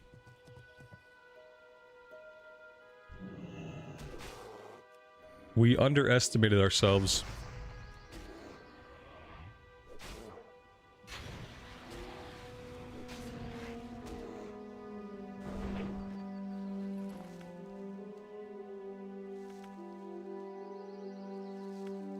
Don't jinx it. Like, what could go wrong at this point?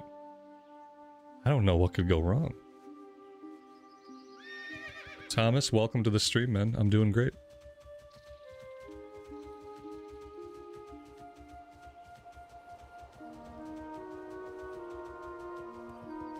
Do I get overwhelmed with where to go sometimes? I wouldn't say I get overwhelmed with it, but I definitely have many times where I'm like, man, I could go here, here, here, here, or here. And that problem is more so in TBC. In vanilla, I feel like you run out of places to go. In TBC, I'm always like, man, there's so many places that I probably ought to go quest in. Like right now, I could start questing in South Shore. I could start questing in Arathi. I could start questing in the Shimmering Flats. I could start questing in Stranglethorn Vale. Like, in this level range, and then I start to feel like, maybe I have too many options. And then in the back of my mind is the thought, well, you know you're going to mess this up somehow. Light bless you. Well, so far we haven't messed anything up too badly. I'm assuming this guy is at the inn? Maybe he's upstairs? Don't make me read the quest? Okay. Is he in the basement? Dude's gotta be in the basement. This is how we spend the last 6 minutes, like trying to find him playing hide and seek in the inn. Here he is. How are ya? See you soon. 3000 XP, that's big. For just a delivery quest to a place we had to go anyway. Very big. Cat Lady Jude, welcome to the stream. Thanks for joining us. Let's grab that flight point before I forget and hearth out of here. And so I don't think I want to do anything here yet. I think I want to go back to Arathi. We'll do the level 31 quest. Oh, we have level 30. See, this is where it gets interesting, right? This is where it gets interesting, yeah. Maybe we should do the Murloc quest and the Turtle quest here. Need help? There's not really a good reason to not do them. Let's go with a two-handed axe. Let's do the Reef Axe. Well, then again, maybe I would rather dual wield. Kind of like this warrior more dual wielding or doing a one-hander and a shield.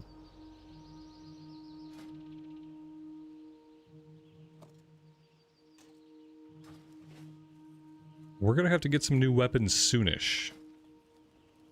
Level 18 and level 17. We are level 31, so like pretty soon here we're gonna have to look at some new weapons. Spin the pole. Yeah, where is their pole? That's a good point. It must be outside of town a little ways. Oh, it's back here. I see the tent. And they should have a quest that I can pick up a bunch of flowers so I can get my firepower buff too.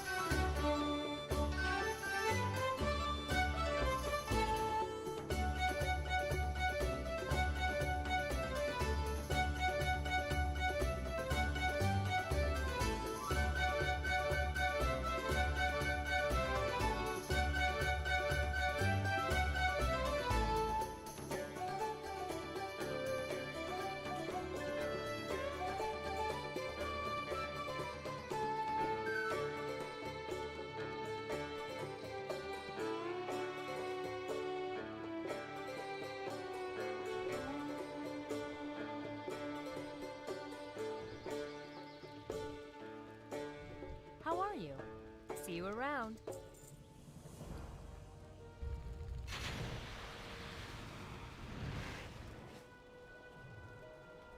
It wouldn't hurt to hit up a vendor. Oh, you know what? It also wouldn't hurt for me to buy myself some food. Some actual food.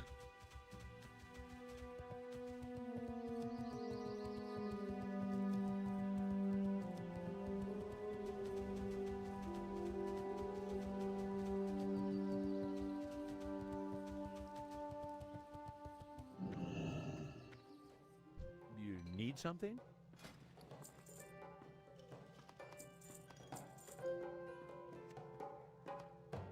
See you around. And now we can't forget about Duskwood. Which I feel like, have I forgotten about Duskwood? No, I totally haven't at all forgotten about Duskwood. Oh boy, should I do these quests here or should we go back to Duskwood? I'm set in Darkshire. Maybe we should hold off on this yellow stuff and go back into Duskwood, because you know, I am kind of getting for. Let's do that. I feel like we got the flight points. We've got level 30 stuff out here to do. We can come back. Let's finish up Duskwood before we just out-level it or forget about it or whichever.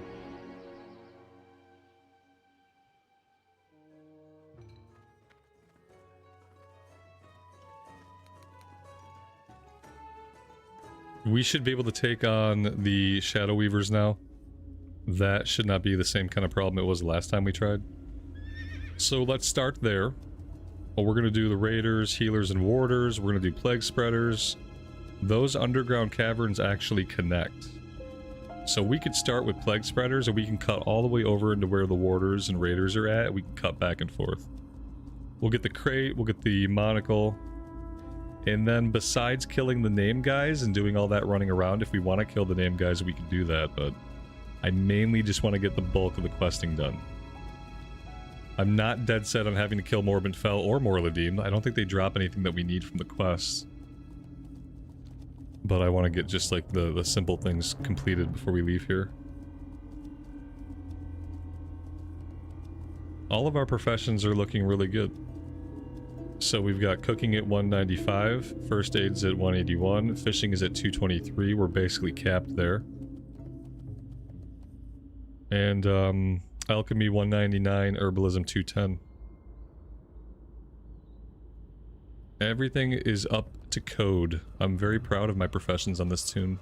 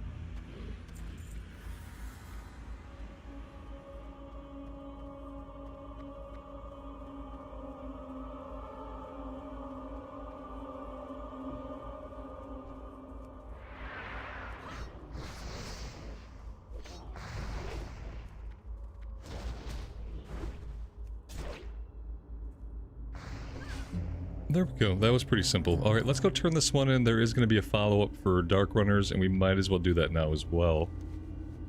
We're not far from town.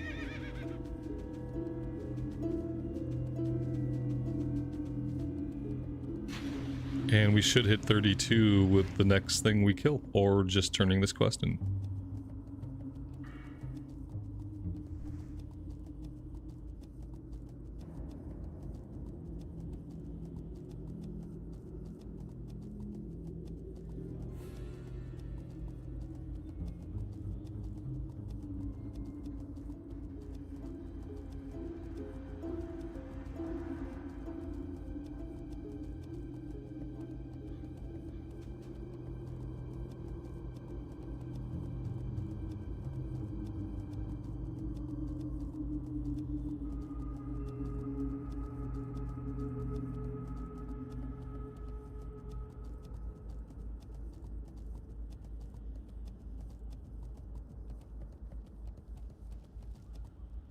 King's honor, friend. For the Alliance. Be careful.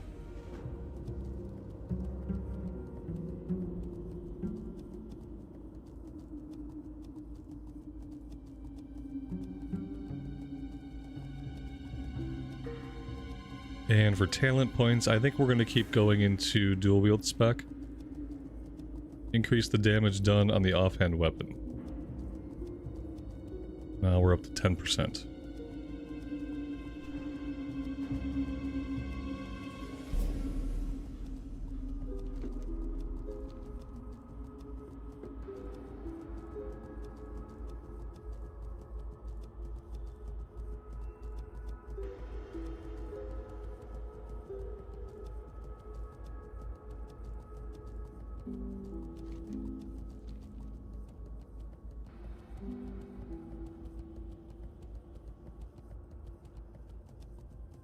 Starlord, welcome to the stream.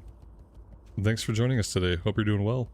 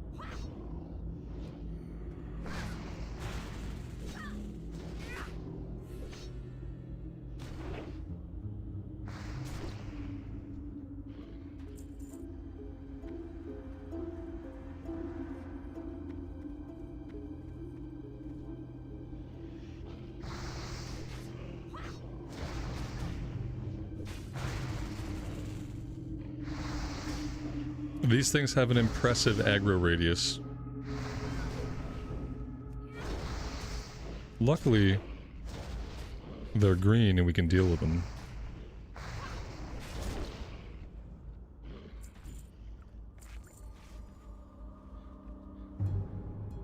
I wonder if I'm ready for heavy silk. And furthermore, where do I get heavy silk? Is that the one I have to go to Theramore? No, that can't be it. Theramore's Mage Weave, isn't it?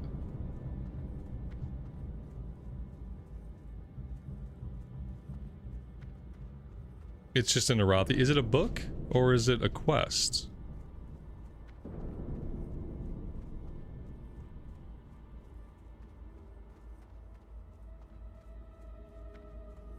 If it's just another book, we can just buy it on the auction house. And that's probably what I'll do. I mean, we could run out there at some point, but it'll probably just be more convenient to pick it up off the auction house if all we need is a book for heavy silk. And then I think it must be the next rank that we have to do the quest for. It must be to open up to 300. We have to be to 225 and be like level 35 or 40 to do the medic triage quest.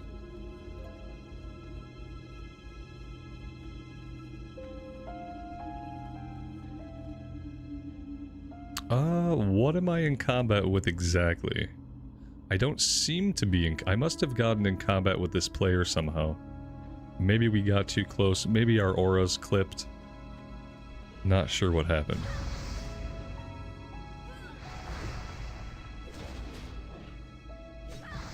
It is a book. Okay, cool. That makes that super easy.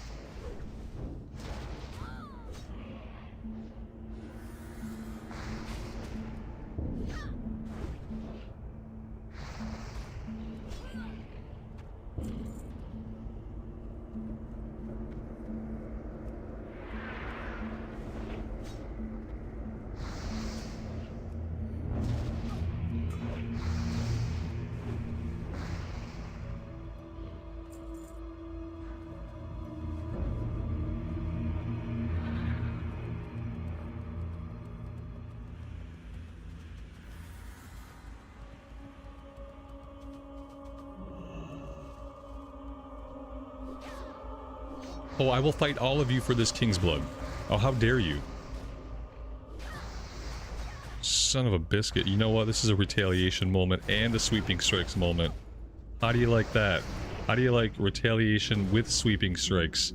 You frickin' jerks. They didn't like it. Don't stand between a man and his herbs, okay? Thomas, thanks so much for the membership. I really appreciate that. Thanks for being here with us.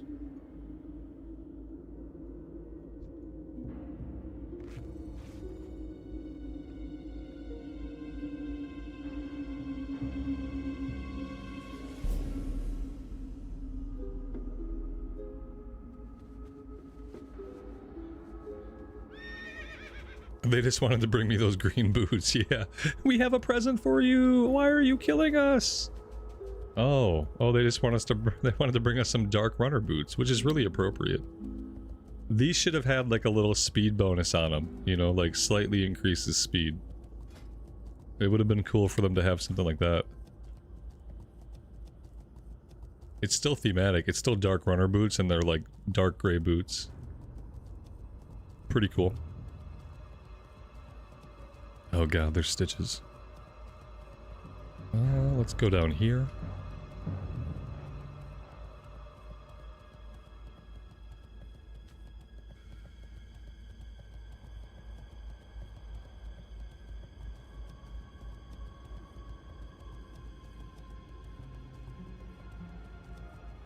Somebody aggroed him, but it wasn't us. We were in the clear. Alright. Raiders, plague spreaders, and then the ogre stuff.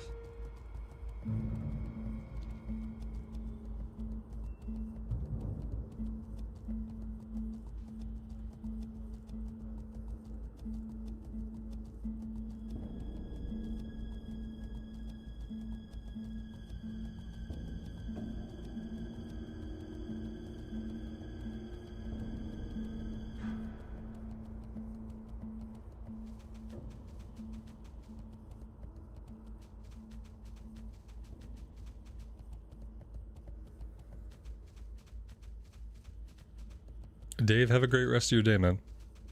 We will catch you next time. Take care.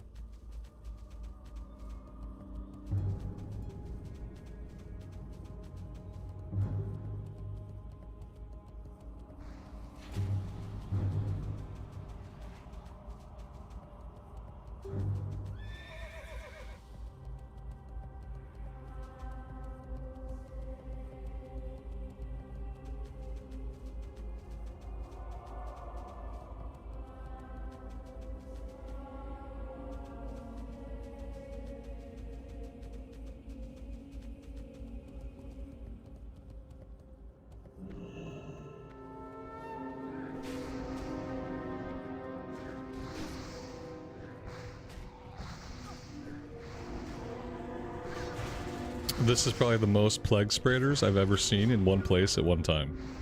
Luckily we have the fire buff, so I'm hoping we can actually kill them all. With the help of the fire buff. Maybe. I do have a potion. This fire buff does not seem to be proccing quite as much as I got used to. Or maybe I'm just having a run of bad luck.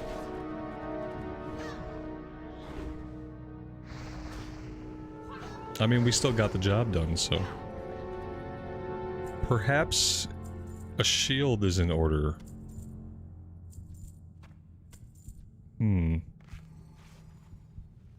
If I had a better one-hander, I wouldn't mind using a shield. But our one-handers are all getting kind of weak on their own.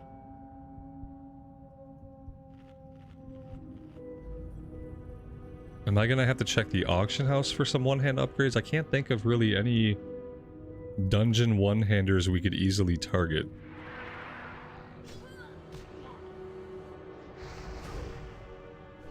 I mean, there's the two-handed axe out of Armory. That's not gonna help us. But I don't know where the one-handers are at.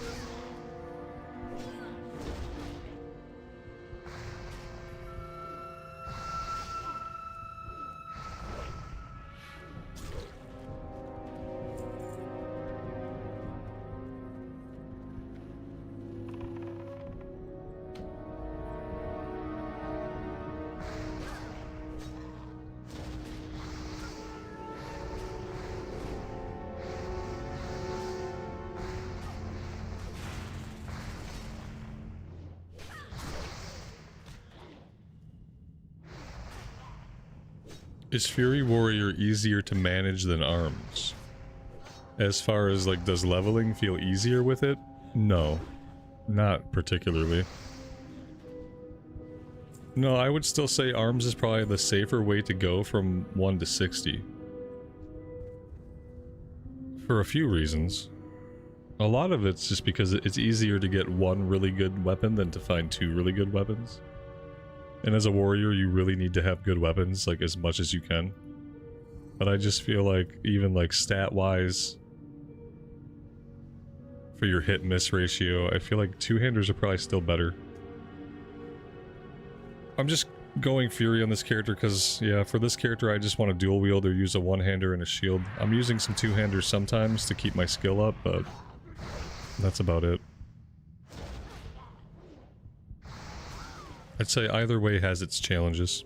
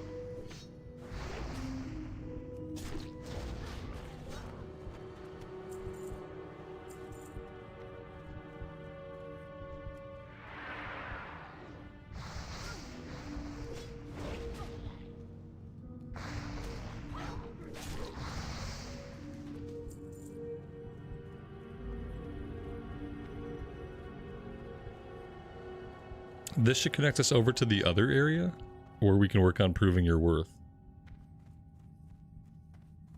And if we bounce back and forth, we should get all the respawns that we need.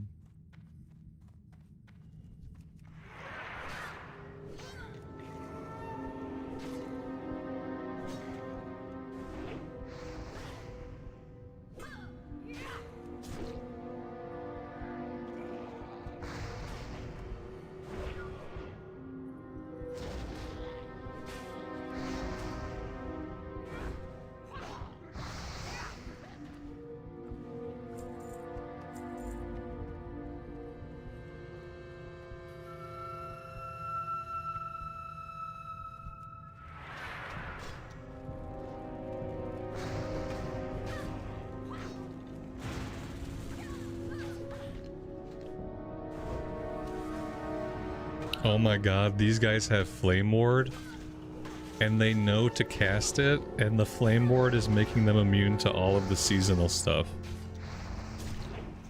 That's hilarious.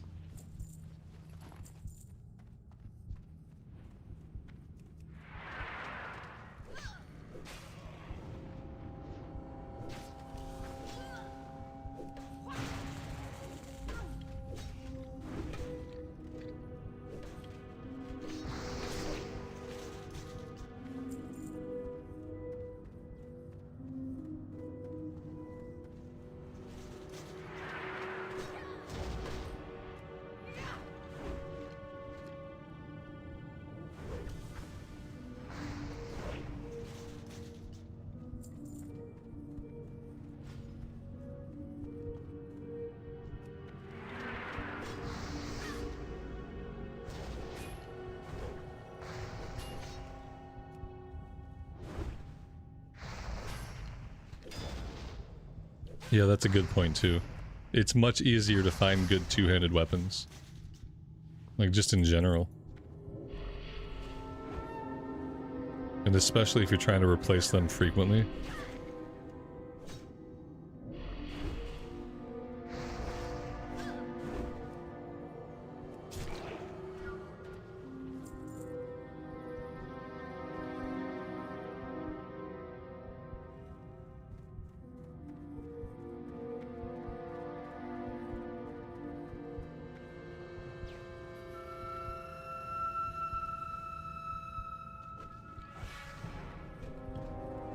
We need 15 raiders, and they seem to be the hardest ones to find, actually.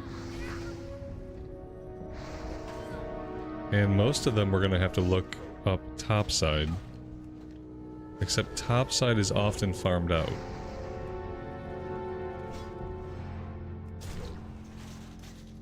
Sometimes they can spawn down here, because I think technically they share spawn points, but for whatever reason it's hard to find raiders.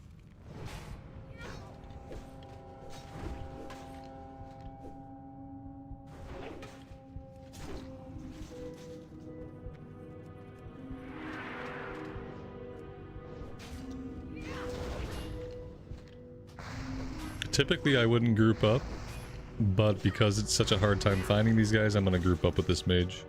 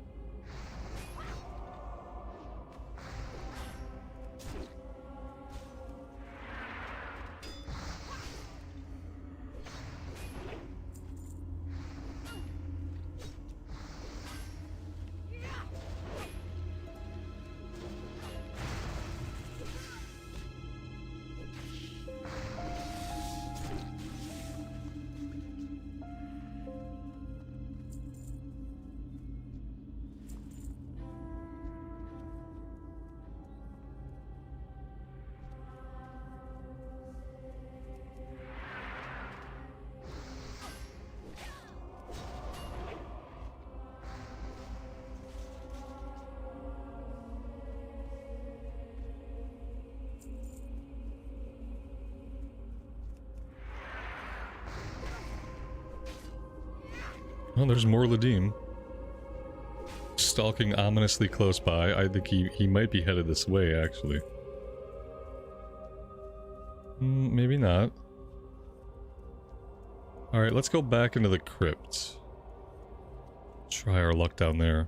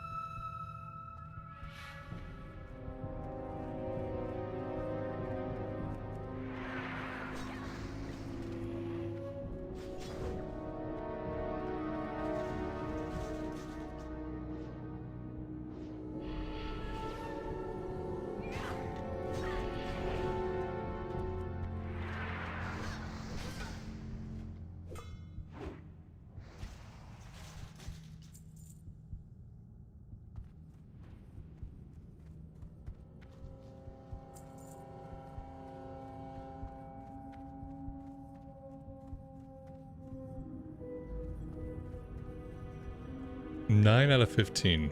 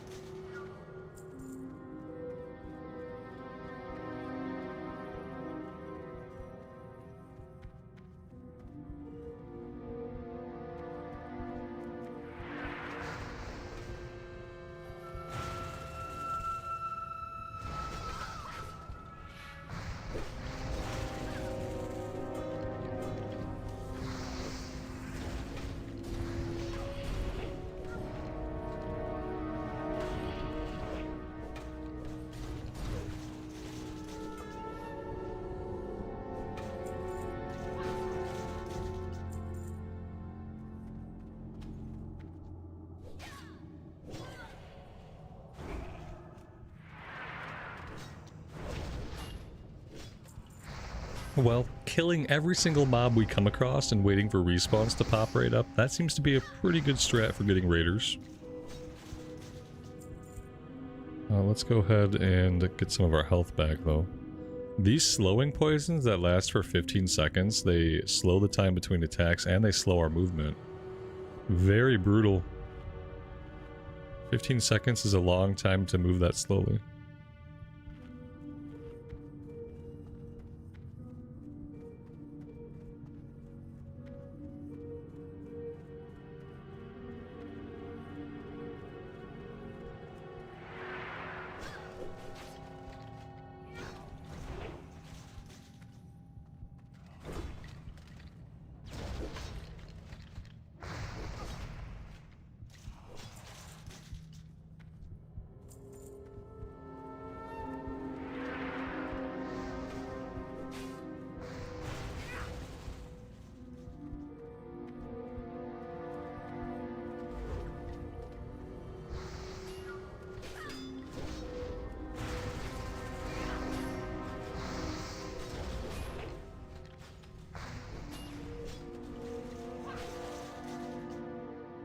Well, there we go.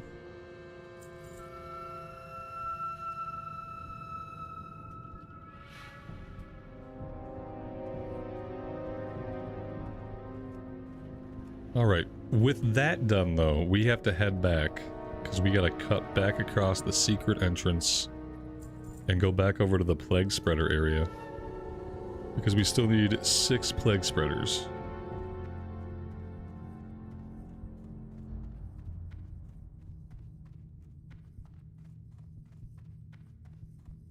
I think this was the way, wasn't it?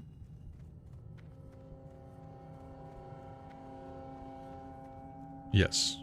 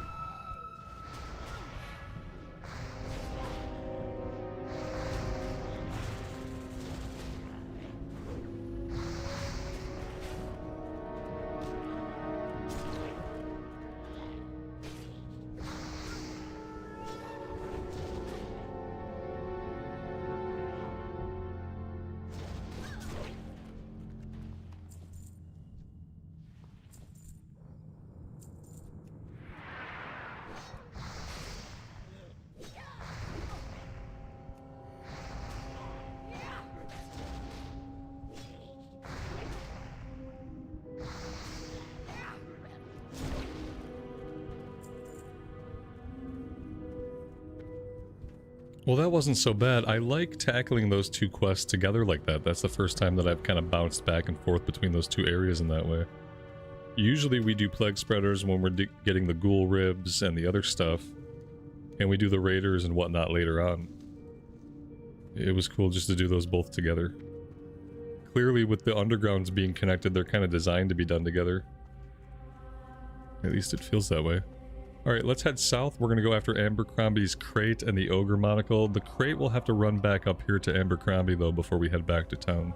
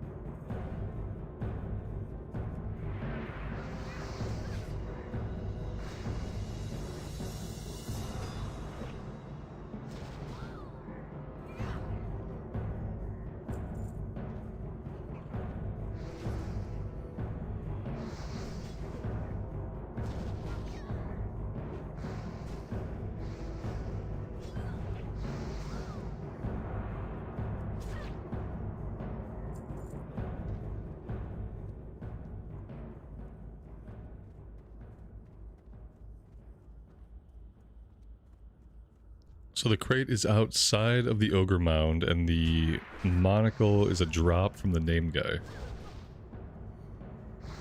And the crate's right over here.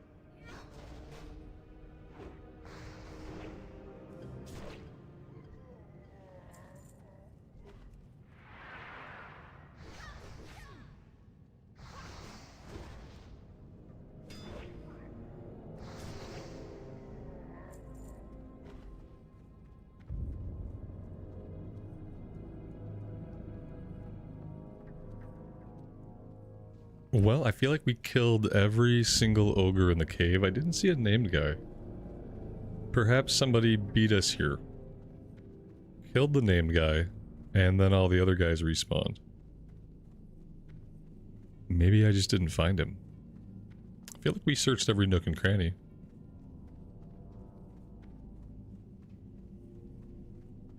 Must be waiting on a respawn.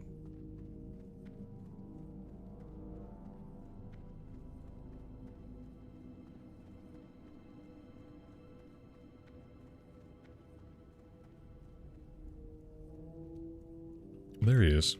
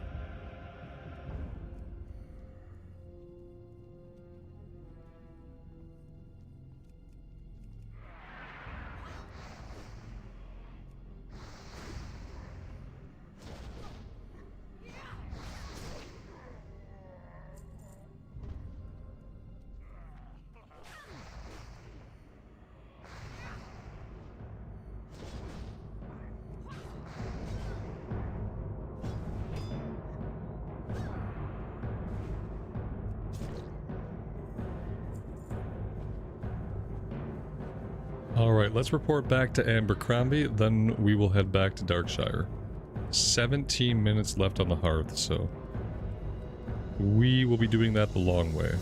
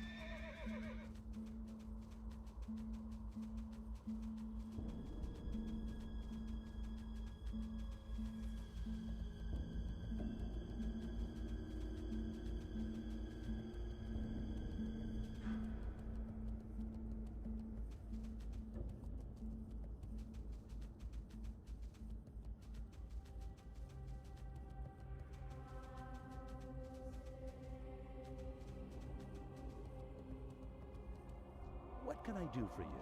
Safe travels.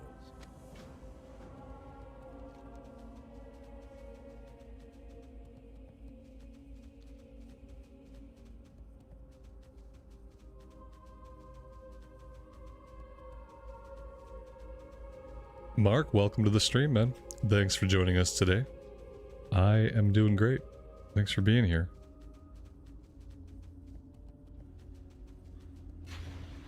We can grab this quest. I don't know if we'll ever do the follow-up. But it's 600 XP. Let's go report to Sven. And then maybe we run to Sentinel Hill and we fly back to Darkshire from Sentinel Hill. That'll be a little bit faster than either running it on the mount or waiting the 14 minutes for the Hearthstone.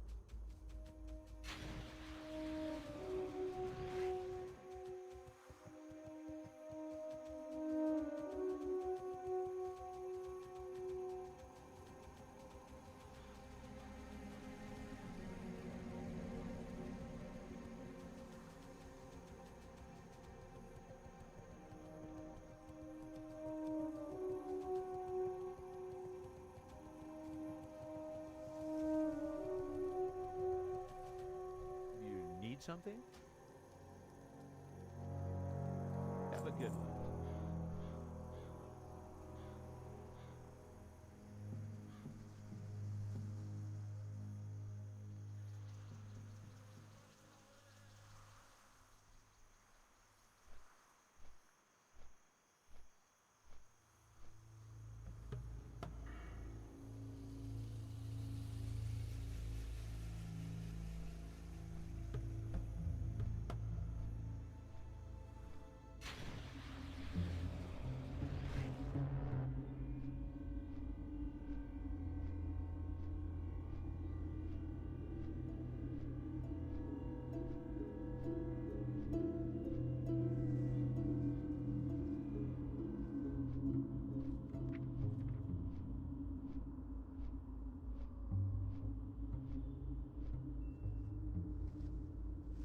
I suppose we should probably get Berserker Stance pretty soon. It looks like we should already have it. Maybe the quest was at level 30 and we never picked up the quest. That sounds about right. It's okay, we'll get the quest whenever we get out to Booty Bay. We'll have a easy boat to take us to Ratchet. That'll get us out to the island where we have to do the quest.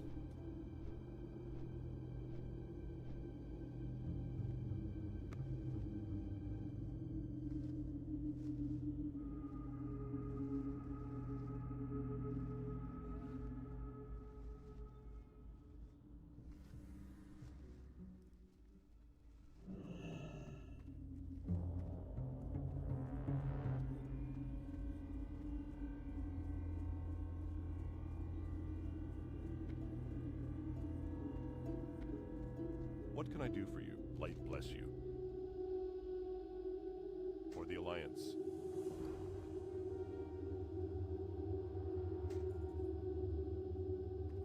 That green belt was a little bit of an upgrade. And obviously we have a full inventory. There's a vendor right here somewhere.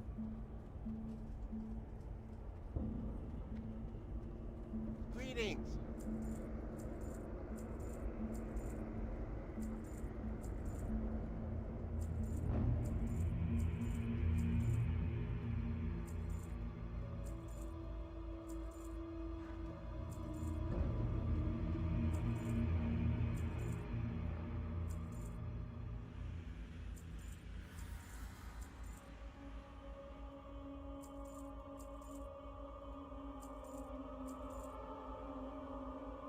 Be seeing you.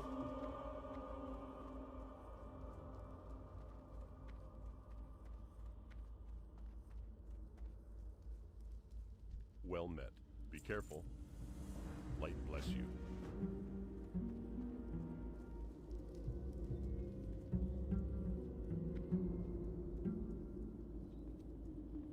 What can I do for you?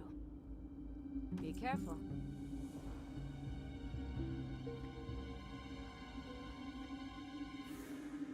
King's honor, friend. Go with honor, friend.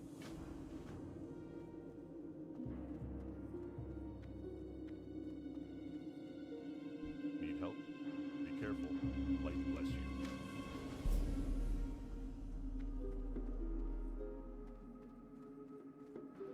What can I do for you? Go with honor, friend. For the Alliance.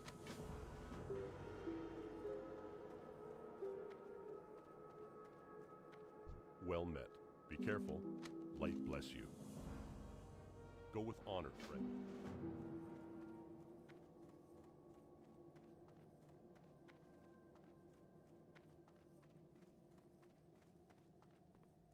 Hey there. Have a good one.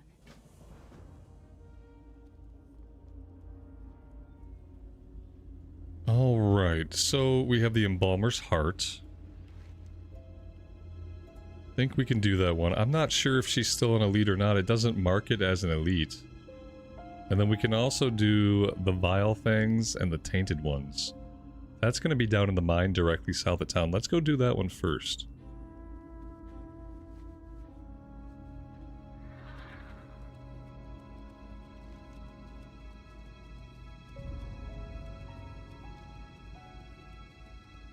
And while we're at it, let's go ahead and re-up our buff.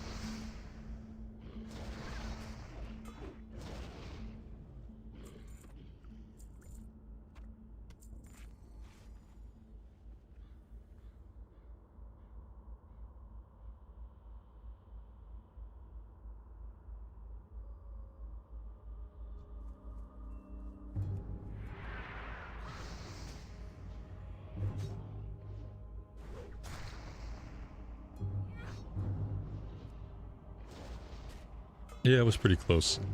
In the fire buff we trust. I did switch to a shield pretty early in that pull. Maybe we'll keep the shield on in this area.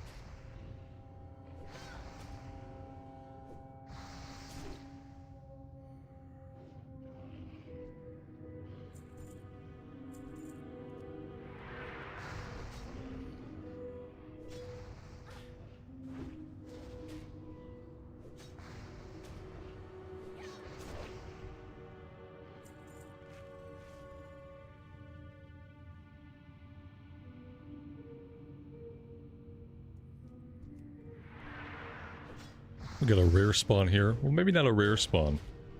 He doesn't have a silver dragon. He's just a named guy.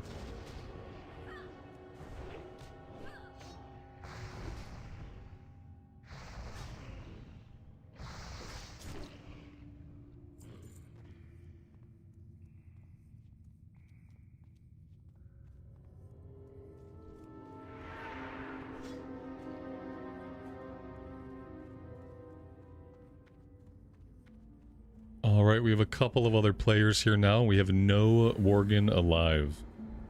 We need 2 more tainted ones. I feel like the tainted ones were only spawning inside the cave. So maybe we should hang out in there. And just hope for some respawns. Just like this guy is doing.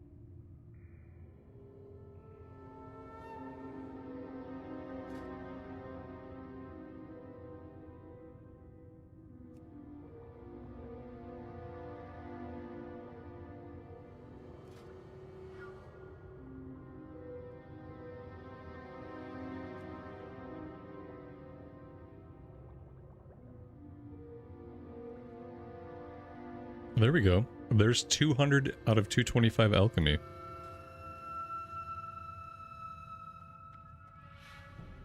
Pretty nice.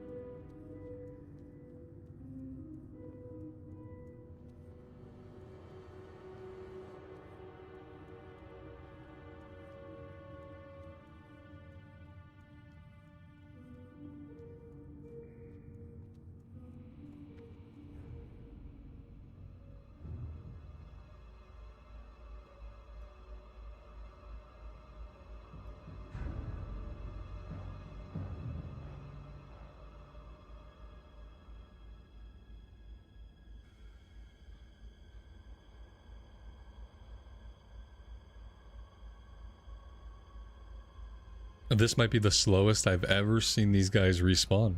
They acted like they were going to respawn, like one of them respawned, and then they gave up. Typically, the ones in the tunnel especially spawn really, really fast. It's usually not even a good idea to hang out in here for too long because you typically get surrounded by respawns. But not today. We have entered the lair of the dead, where even bodies don't disappear. Very strange.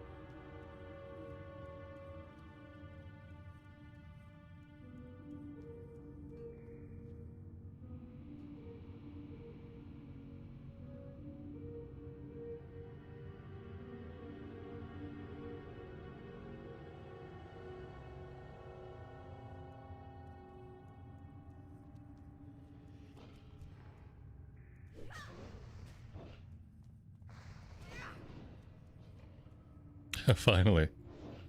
Whew. We finally got one.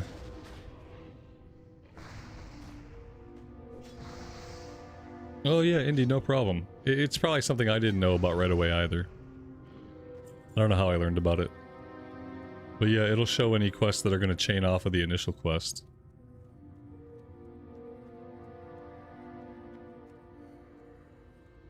Alright, we are done here, thankfully. That took a minute.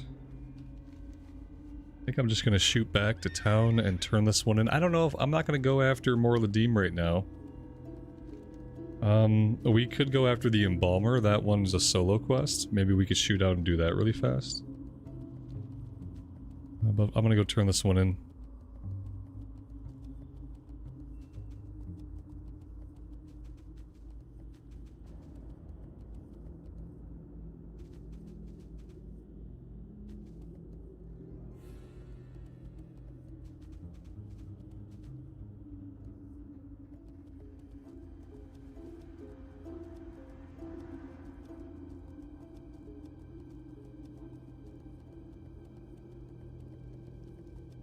Greetings for the Alliance. Light bless you. Greetings for the Alliance.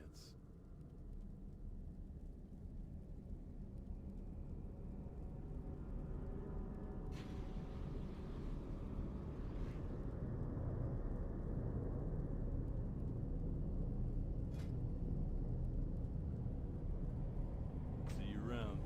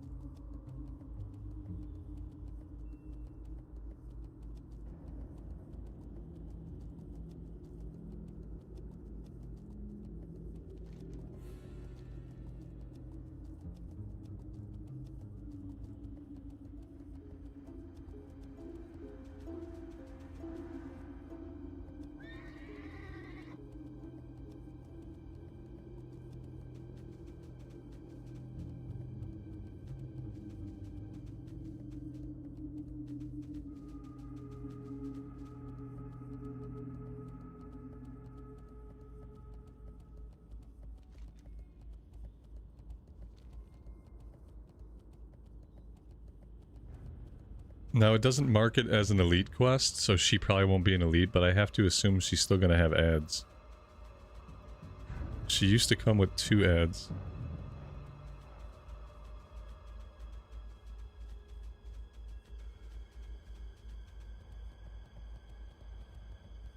We do have the fire buff right now. So, if there was ever a time.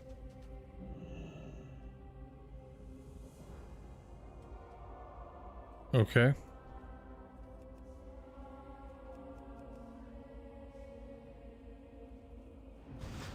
Wow.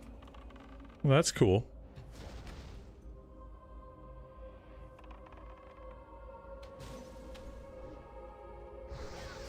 So she's not elite. She has at least 1 guard. She also has a Wicked Frost Nova.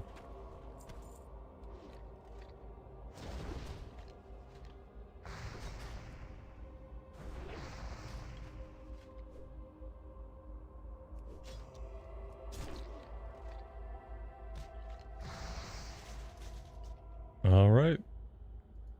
That's all we needed.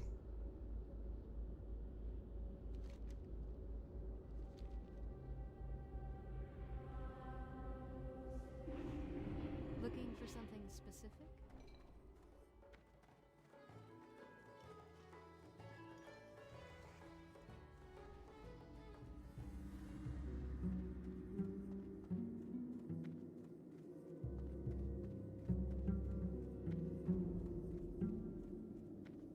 Light be with you. Go with honor, friend.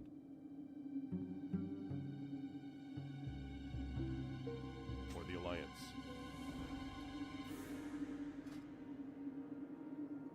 Ooh, very cool. Well, that's nice. I like the look of that. So I think we'll wear it.